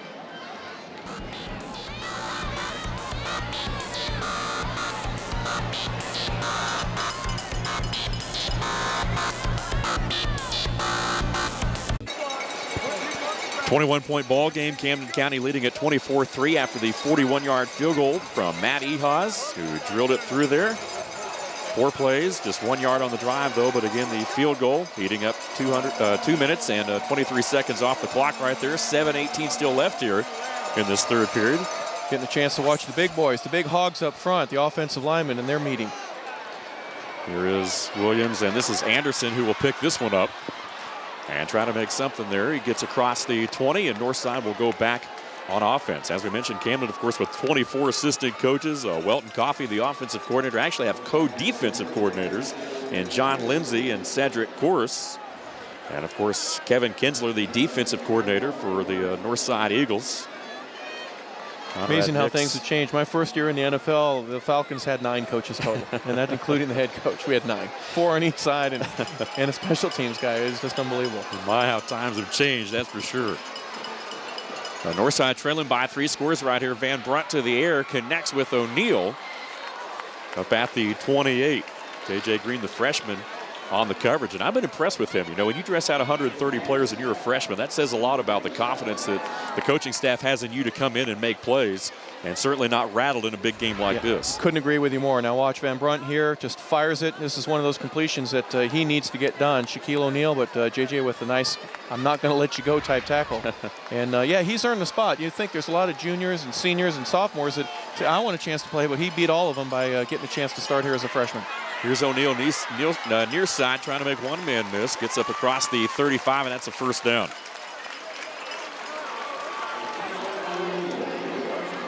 Good effort there by by Shaquille O'Neal. Get the first down. They're going to look at total yards and scoring here tonight. Camden County 100 yards and 24 points. Northside 104, but just 3. That kind of tells you how it's went here tonight. Again, Camden, of course, doing great, but it's also special teams getting it done, and also Northside turnovers as well, and that's what wasn't on that graphic. Right, the turnovers and the special teams have made a huge difference. You got a Wildcat going on here. Here we go, out of the gun. That's Cross, the big tight end who lined up there and took the snap, trying to work his way around there. Penalty markers will come in there. Cross is wrestled out of bounds after a short gain, but looks like this one's going to be moved up in favor of Northside. Officials getting together. Referee Dean Stewart's been a fairly busy man here tonight.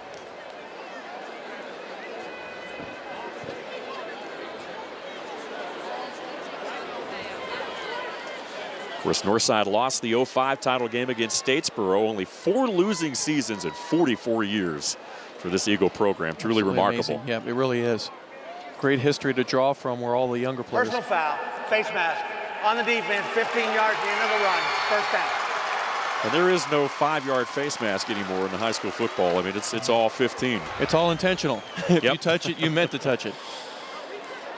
But I was going to say, the younger players that come into a program, whether it be in the lower levels or feeder schools, as we see that face mask being delivered there, a little extra push out of bounds. But it's unwritten in many respects. you've got to bring it if you're going to play at some of these programs and get better. So the history falls you. We're not relying on history tonight. We're relying on these guys that are playing right here in the now. But all of that history comes with you in the weight room and the off-season conditioning and everything else that gets you to this level and play here for the Georgia Dome Championship. You talked about the weight room. Camden has their Super Cat Award. Here's Van Brunt going deep down the field, has a man there and nearly intercepted. Great coverage once again by Green. JJ with excellent savvy and know-how. Played the man, didn't make contact with him. When the receiver put his hands up, I put my hands up, and he was able to get his hands on the ball and deflect it away. Really impressed with this freshman. Yeah, absolutely. Go ahead. Yeah, 5'7", 150 pounds. So not all that big, but boy, he has stepped up big here tonight. You can't measure heart. When you make some hits in practice during 2 days and all that, and you make a name for yourself, you end up getting on the field. Van Brunt now will tuck it and run it. He's got some room. Watch out. First down and more into Camden territory at the 36. So a big run right there by Briar Van Brunt. Keeps this drive going. Yeah, good job by Briar. Put his head down. I think he ran as hard as he has all evening. You watch him. He watches the fake. There's nothing downfield. Gets around Salisbury, and next thing you know, he's sprinting up to the 36-yard line. Great job. Warner Robins has turned out some great athletes, and it filters down to the youth. Mark Scott, of course, the principal, meeting with Gerald Oliver at halftime, talking about the new Little League complex. Youth baseball winning the World Series a few years ago. Youth softball team there recently in the girls softball championship there as well. So a lot of great tradition around the Warner Robins area. Of course, Veterans High School is getting set to open, and that's one of the reasons Northside will be dropping down to 4A next year, dropping back down where they won those 2 state titles in 06 and 07. A lot of people moving out there, and there's a reason why they're at the 5A level with as many kids, 2,000 or plus. You know, it's a lot, and then bringing in the new high school is going to filter a few of those away. So there'll be a 4A school for the next 4 years. After distance to the goal, first down. Late penalty marker right there on that Wildcat defense. So now Northside on the move right here, taking advantage of a couple of 15-yarders. And this ball going to be spotted inside the 15, just inside the 14. 5:25 still left here in period number 3. Anything can happen. Now, offensively, they're taking advantage right now. I think they get a little more intensity. Hey, if they're going to come and bring the rush, let's wait for them to go by us, and then we're going to run a couple of draws or do whatever you can, Briar. Looking for a big play now. They're on the 13-yard line. First down, a little reverse right here. Watch out, Quinn Green trying to flip it back. Ball is still alive here. Van Brunt doing everything he can, and it's going to be a loss of about 6 yards here. So a little trickeration by Northside. Camden is all over it, though. A little pushing and shoving going on there. I like the trickeration, but hey, Derek Salisbury wasn't going to fall for any of that. He kept his assignment, made the read, was in the backfield, kind of felt the ball was going to come back his way, and was in perfect position to disrupt that play. We called Salisbury's name a few times there in that first half. You watch him at the top of your screen there. Good swim move. There he is, just stays where he then tackles the ball carrier. Put a little lick there on Quinn Green. Who knows what would have happened if that were a clean handoff. It might have been a touchdown. 2nd and 16, backside pressure. He gets it away, had a man open. That's Green in the back corner, but overthrew him. And the passing game has not really been there tonight from Northside. You know, down 3 scores. Now you're in the second half. You know, earlier we were talking, Harper, about being able to stay in the game plan. Starting to get a little bit late now. Right. And probably had forcing time, and now you're running out. The clock is ticking unfavorably for Northside right now. So they're having, you see, Van Brunt did get hit right as he was releasing the ball, and that may have made just a slight difference, but it was still far enough away to where you think he's got to get that accuracy down a little bit better. 3rd and 17. Northside has won 67 of their last 71 games. Camden is 89-8 since 2003. Truly remarkable. Here's a big 3rd down. Van Brunt going to fire this one up towards the end zone. Had a man and underthrew him. Williams was the intended target. And that pass well shy of him at the goal line, and so 4th down. And we keep a lot of stats here for the program, but one of them that I haven't seen so far, and I'm not asking for it, but Van Brunt's getting hit nearly every time he goes back to drop a pass. He was leveled on that one as well. Threw off his back foot, so the ball didn't have any type of trajectory to get to the end zone, and it landed a little bit short, about 5 or 6 yards. but that's because he's under so much pressure. Camden's really bringing it right now. They know they have to throw it, so they're coming with that pass rush, and whether it be a bull or a swim move or something like that, they're able to get around the Warner Robins offensive lineman. So here's 4th down, north side, keeping the offense on the field right here. Van Brunt firing towards the end zone, has a man, and that one is complete. It's going to be caught by Kytrell Brooks, the sophomore, at the 5.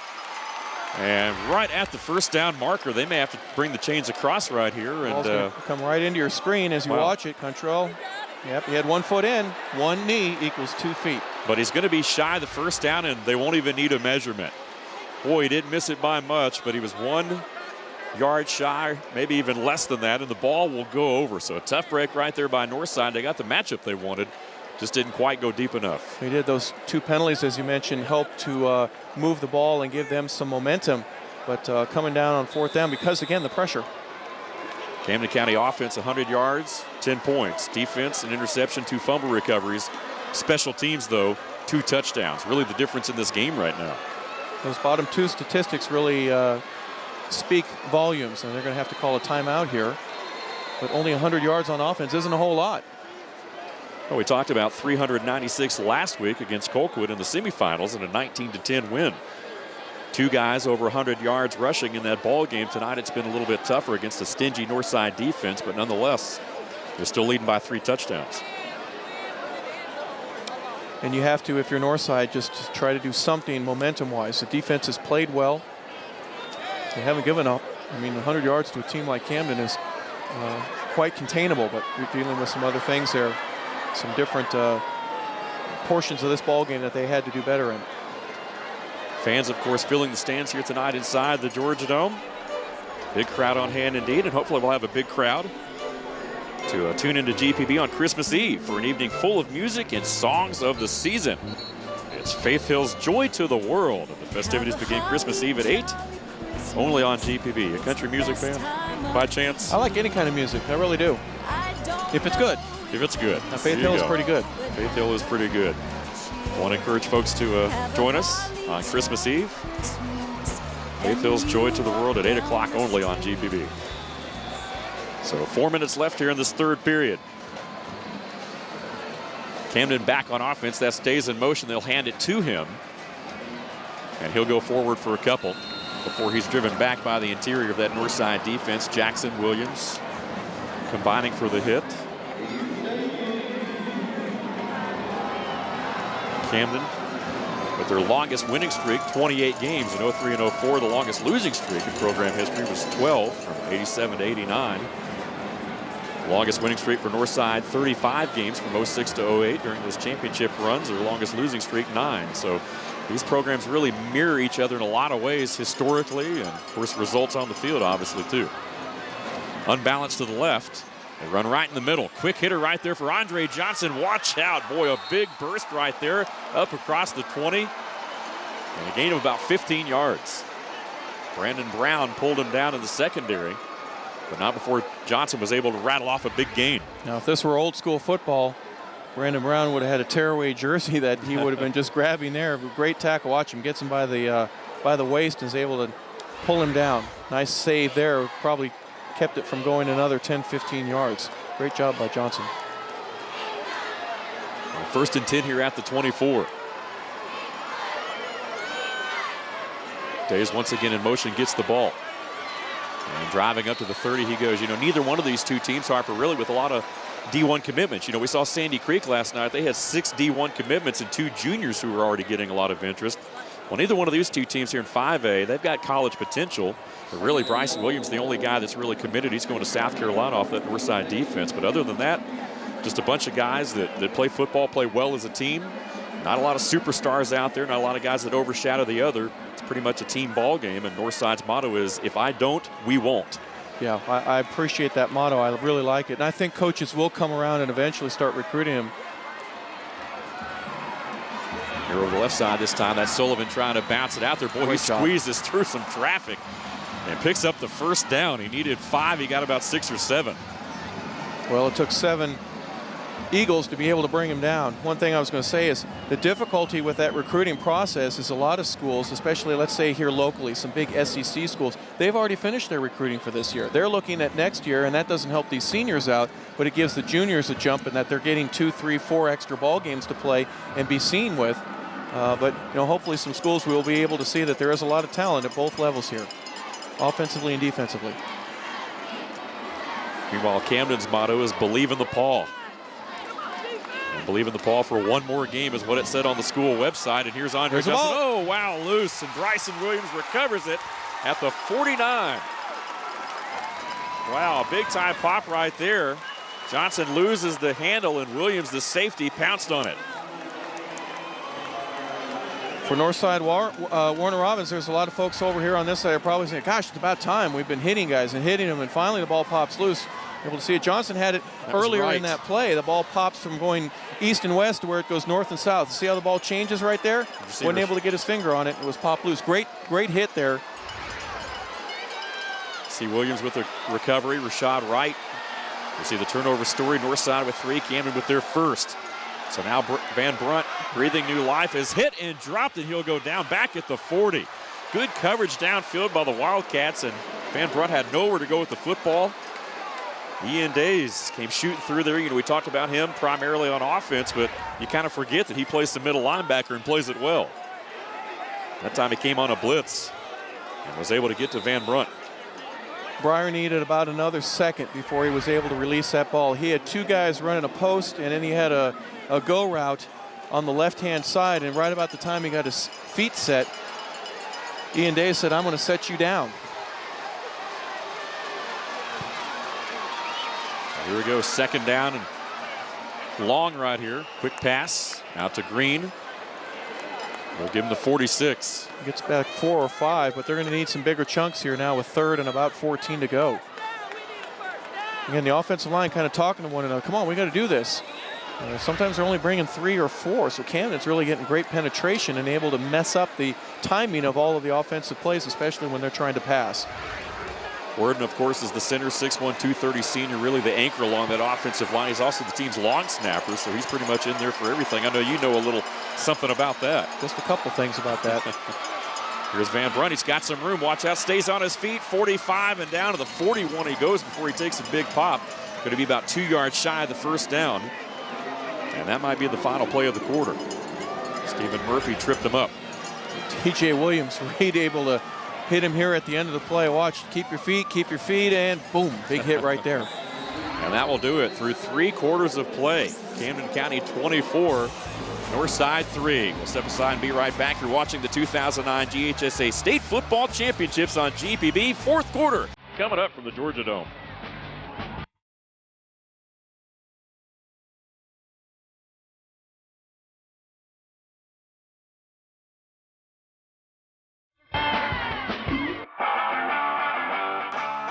You are watching the 2009 GHSA Football Championships exclusively on GPB. Camden County trying to join Parkview and Lowndes with 3 titles this decade, and so far so good for the Wildcats. They lead at 24-3 as we start the 4th and final quarter of the weekend here at the Georgia Dome. Dave Garner, Harper LaBelle, Gerald Oliveri, and the rest of the GPB crew with you. 4th down conversions tonight, Northside 0 for 1, and they've got one upcoming right here, 4th down and 2. Big play right here for the Eagles to try to stay in the ball game. Once again, they'll go to the Wildcat look with Stephen Cross. Calls for the snap. He'll call his own number as hit. And boy, he's going to be awfully close, and I'm not sure he got there. The Wildcats think they've made a stop. DJ Williams-Reed, one of the first guys there, and this ball may be going over. It is. What a fantastic play by him to be able to get through all those big guys. He's just a cornerback. He's out there, and he gets through, read the play early, and look at him, able to make the hit, and does not let go. Stops him short. Cross is not able to get the first down, and they turn over on downs. What a play defensively right there by the Camden defense. As we mentioned, very stingy throughout the season. They've only allowed just 8.5 points on average, and then, of course, just 9 through the postseason. Of course, they beat Newton in round 1, 43-19, and, of course, the big one in round 2 against Lowndes, 10-7. Shut out North Gwinnett. Very explosive offensive football team, 35-0, forced 3 turnovers in the first half of that one. And, of course, defeated Colquitt 19-10 last week. And here is Sullivan off to the races. Watch out into Northside territory and out at the 44. Dialis Jackson with the stop defensively, but not before a big gain. Sullivan takes the snap. Well, actually, the handoff that was directly right after the snap, that's a well-timed play. You don't just do that. You practice that over and over, and he's going full speed if you watch him. Snap, ball. Next thing you know, the linemen are pulling. He's got guys down the field, and Warner Robbins doesn't have a chance to get him there. Northside unable to stop him before he gets a first down at the 44-yard line. And yards have been tough to come by tonight, as we've seen here tonight, but that's more like what we've been accustomed to from this Wildcat offense. Quick plays and big yardage. Here's 1st and 10. Sullivan gets his number called once again and will pick up a few yards. And Northside again with a win over Chapel Hill in round 1, 35-14. They held Chapel Hill to minus 14 yards rushing. That's amazing right there, really, after a 5A high school team that gets negative yardage at the end of a ball game. First went on to beat Union Grove in round 2, 21-10. They allowed a kickoff return in round 2 and round 3 against Peachtree Ridge. And of course they allowed the opening kickoff here tonight. So special teams haven't been all that special throughout this postseason for Northside. It's been a little bit exposed here tonight. There's a couple yards up the middle for Andre Johnson, the big fullback. Of course, they would go on to win. Peachtree Ridge was really a big game. Of course, that's who was here last year against this Camden team. Camden won 21-14. Northside, of course, beat them back in the quarterfinals in 3 overtimes, 20-17. Van Brunt, of course, knocked out from that game. Mosteller came in there, did well. Of course, Pike hit a 32-yard field goal in the 3rd overtime to win it after missing one in the 1st overtime there. Of course, Bryson Williams blocked a field goal. And, of course, last week against Noonan, Northside winning 29-24 there, knocking off the last unbeaten in 5A to advance here to this title game. And this time Sullivan once again on the carry. Sullivan's getting a lot of work here tonight, and he picks up the first down. A penalty marker down, though, back at the 42. So let's check the hanky here out of the pocket of our head man here tonight, Dean Stewart. And this one might be coming back. Looks like he may have been talking with Zach Griffiths, the tight end who was on the end of the line of scrimmage. May have flinched just a little bit. Eli Gushev on the offense, 2 men in motion at the same time. 5 yards from the previous spot, still 3rd down. 10 straight wins for this Wildcat team. And Jeff Herron, 10 years at Camden, 20 as a head coach, has never had a losing season. That's just remarkable right there. Yeah. It really is. I mean, when you think about the fact that there's so many kids that you can't control who comes in, who's big, who's little, who's got a lot of talent, who doesn't, and for him to kind of level that all out and say it doesn't matter who you are, you got to get to this level to play with us, and you know we win more than we lose here. Timeout on the field right here. Camden Northside talking things over. Meanwhile, Coach Nix, as we talked about, a remarkable run for this Eagle program. They've won 45 straight home games at McConnell Talbert Stadium. That's a truly remarkable right there. Of course, they share the stadium with their rival Warner Robbins, but they've won, when they've been the home team, they've won 45 straight at home. And on the flip side of that, Camden has never lost to a Georgia high school opponent on their home field under Coach Herron. Only on neutral sites, only at home. They've never lost as a visiting team. And that's just remarkable when you put that into perspective over 10 years. That's called defending the house. Yeah. Both programs, we don't lose at home. I think Coach Herron lives by the philosophy, never lose at home, always win on the road. Not in my house, yeah, something like that. You know, if you do those two things. You've got a choice. You can either win at home or win on the road. Either one is going to be just what I want from you. And here we go, a little scissors play right here. Oh, fake, throwing right here. Ruiz, his 3rd pass of the night is there. Complete, touchdown, Murphy. Wow, what a grab right there. Murphy with the punt return earlier in the ball game. Now on the receiving end of that 44-yard touchdown pass from Joel Ruiz.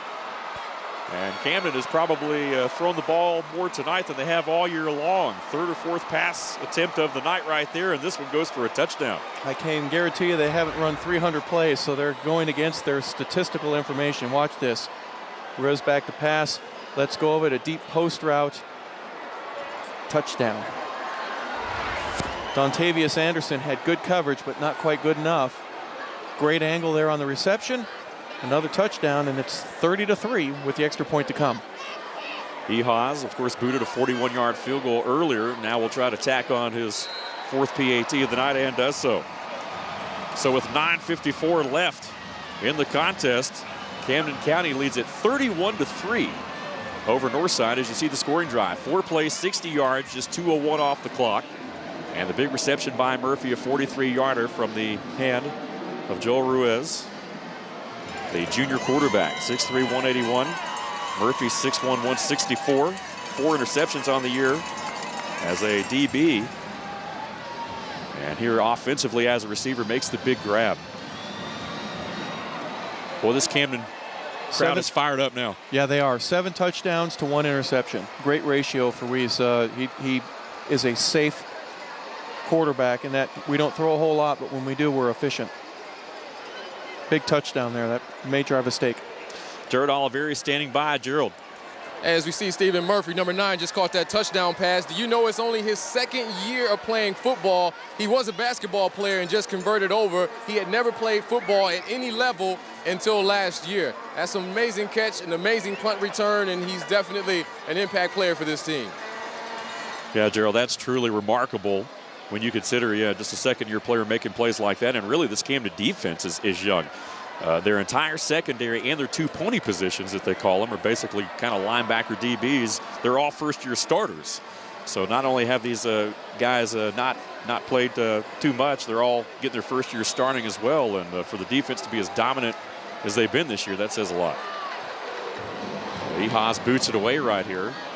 And Williams will take it from inside the 5. And Williams tripped up right at the 20.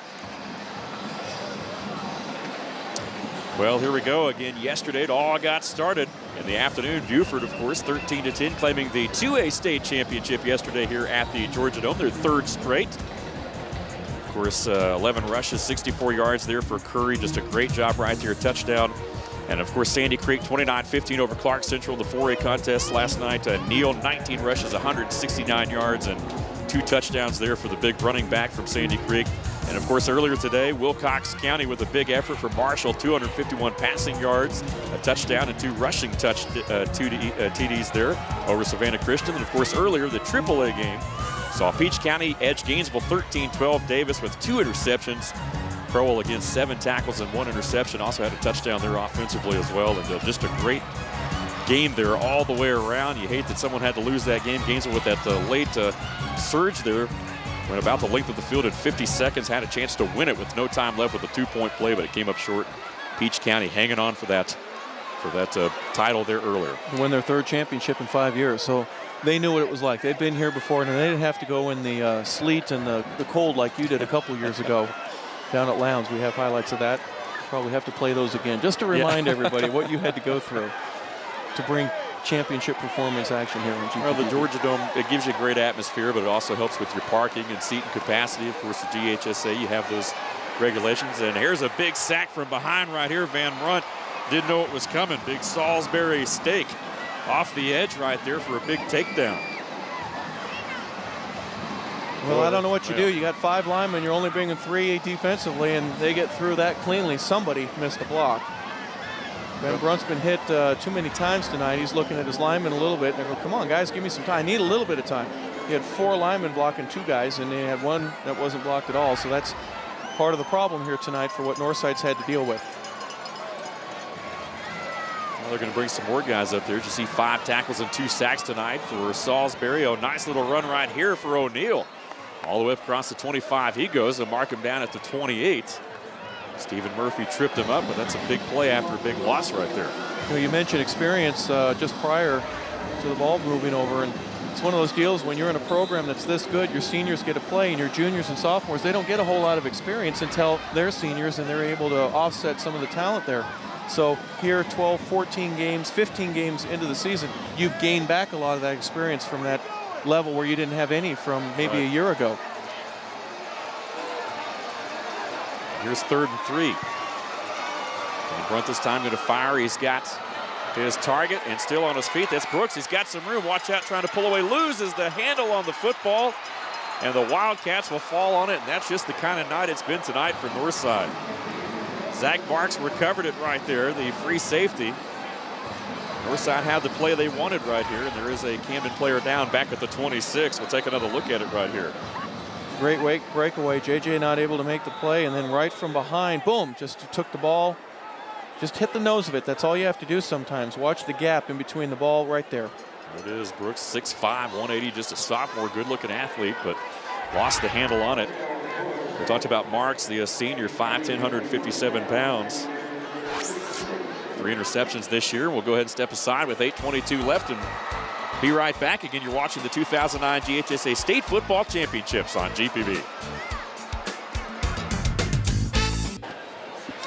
Camden leading at 31-3 over Northside here with 8:22 left in the ball game. The Wildcats back on offense after the 4th Northside turnover of the night. And this one coming after a big play. It looked like Northside was going to have something working. The ball knocked away, and now the Wildcats back on offense right here trying to run out this clock and get out here with their 3rd state title this decade. Trying to join Parkview and Lowndes with that honor. And Dave Garner, Harper LaBelle, Jared Oliveri with you right here along with the rest of the GPB crew. And Sullivan is finally ridden down just across the 40 by Brandon Brown. You know, Harper, we talked about the success of these programs. Both teams, 120 wins. Northside with 121. Both teams with 13 losses. I mean, just remarkable that the stats even up the way they do. And only Buford has won more games than either one of these two this decade. But arguably the 2 best programs in the state of Georgia over the last 10 years on display here tonight, going toe-to-toe. Looked at the Macon Telegraph online earlier today, and they had a debate on who was going to be. If one team won, it was that close to where whoever won the game would offset the indifference there with the balance of who was going to be the team of the decade. Here's Sullivan once again. Sullivan getting a lot of work here in the second half. If I can finish and interrupt you real quick, Dave, one of the things that they all agreed on, all the blogs that were at the bottom, was that Buford doesn't count because they're 2A, even though they've won more champions. Those guys, come on, they don't count. They're not from south of the state here. Boy, so it was really between these two is where most of the fans were going to have their debate and argue a little bit. You see Sullivan's numbers tonight, 11 rushes, some pretty good yardage right there. Yeah, you can't deny Buford though. You can't deny what they've achieved for sure over the last 10 years with all those state titles and everything they've done, 3 in a row now. They've held a domination where them and Charlton County used to have it, but Buford's continued to dominate at the 2A level. Straight ahead, not much there at all. That was 3rd down and 2, and the Northside defense holds with 6.5 to play. Josh Chester, the sophomore along the front, gets overshadowed sometimes by some of those other guys like Williams, Billingsley, Clark, but Chester, one of the better defensive linemen right there, 6'3", 245-pound sophomore. And so 4th down, Camden will trot the punt team onto the field right here. Bryce Ramsey, the punter, has had a couple here tonight. He's averaging over 30 yards a punt on the year. He's got a long 44. Oh, bad snap right there, and he'll have to eat it. Ramsey falls on it, so Northside ball right there on the spot. At the 26. There's a break for the Eagles. They haven't had too many of them here tonight, but there's one. I personally hate when a player has a bad snap because I know how that feels. And to take your punter off of his feet like he did. Now, one thing I noticed is Northside didn't have anybody to return the punt, so even if he kicked it off, even if just a short one. But unfortunate error for them and on a turnover. But if it were a closer game with 6:02 left to go, we would have had a much more impactful turnover there. And here's Dan Mosteller stepping in at quarterback. We saw him in the quarterfinals with a big game against Peachtree Ridge, and this one intercepted. Came into the game to throw a pass right here. He's looking to Quinn Green in the back of the end zone, but a nice job right there by Marks, the free safety, who rolled over and made the grab. Again, Marks with 4.4 speed. And boy, he has been solid here tonight, to say the least. Tough call there to put a quarterback in a situation where your first pass here in the 4th quarter is going to be a deep corner route from, he let go of that ball about the 35-yard line. Look at that, great trajectory. Look at the spin on the ball, perfect, but it was just overthrown there a little bit. No chance to even warm up, loosen up, do anything. They wanted the most out of him right then and there. This Camden defense, Harper's answered the challenge play after play throughout this ball game. No doubt about that. They've done everything they've needed to do here tonight to claim a state title. They lost 2 of their first 3 ball games on the year. Of course, lost here in the Corky Kell Classic against Grayson, and then lost on a last-second field goal to Alabama powerhouse Hoover back on September 11th. So a tough loss right there, but they haven't lost since.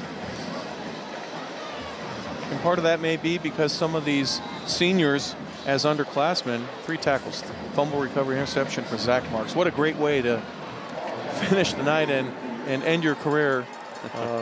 2-time state champions look eminent, but with a great game like that, might be the player of the game. This time Ruiz, little scissors play right here. Sullivan once again has gotten the bulk of the work in the second half. Sullivan drugged down by Wright at the 25. It'll force 3rd down. Northside with 131st team at All-State players in their history. You say 130? 130. 4 NFL players. So most recent, Chancey Stuckey, currently with the Browns, came out of this Northside program. And of course, 4 NFL players from the Wildcat program. Travis Taylor, one of the most recent, the Ravens. You see Coach Conrad Nix has certainly coached some good ones over the years. Coach of the Year in 2001, 2007. 2 separate stints at Northside, 24 years altogether, and a remarkable run. And here's some real estate right here. Watch out. All kinds of running room right there for number 5, Michael Hamilton, it looks like. No, J.J. Green. How about that? J.J. Green, the freshman. Well, get some offensive snaps. Is that a sign for the things to come here? Where look at him. Done a fantastic job on defense tonight. And then said, J.J., how about running the ball just a little bit? Let's see what you can do. And next year, watch out, fellas. We may have some talent here as a sophomore. Yeah, I can do everything. Yeah, Welton Coffey, the offensive coordinator, Coach Coffey, talking to those defensive guys saying, hey, let me borrow him a little bit. Let me use him on offense here. So 1st down right here. Ruiz, quick pitch, Sullivan. Trying to turn the corner, will stay in bounds as eat up, though that ball taken away. They're going to mark it down, though. Boy, that would have been a big break right there for Brandon Brown. He was able to rip that ball away. Brandon Brown excels in the classroom, too. 3.2 GPA. And that young man right there really defines the term student athlete. He's the epitome of it. That's what you like to see, is guys that can come out here on Fridays and Saturdays, I guess, throughout the season, and then, of course, make plays and also make grades in the classroom. Still has some time to work out a little bit. You see by his arms there, he's cut, defined. He's a big, strong kid, and we wish him well in his future. Ruiz looking over at the sideline right here, getting the play from the coaching staff, trying to run as much of that clock off as possible. And this time a give over the right side there, a few yards for Hayden Boudreaux, number 45, with his first carry of the night.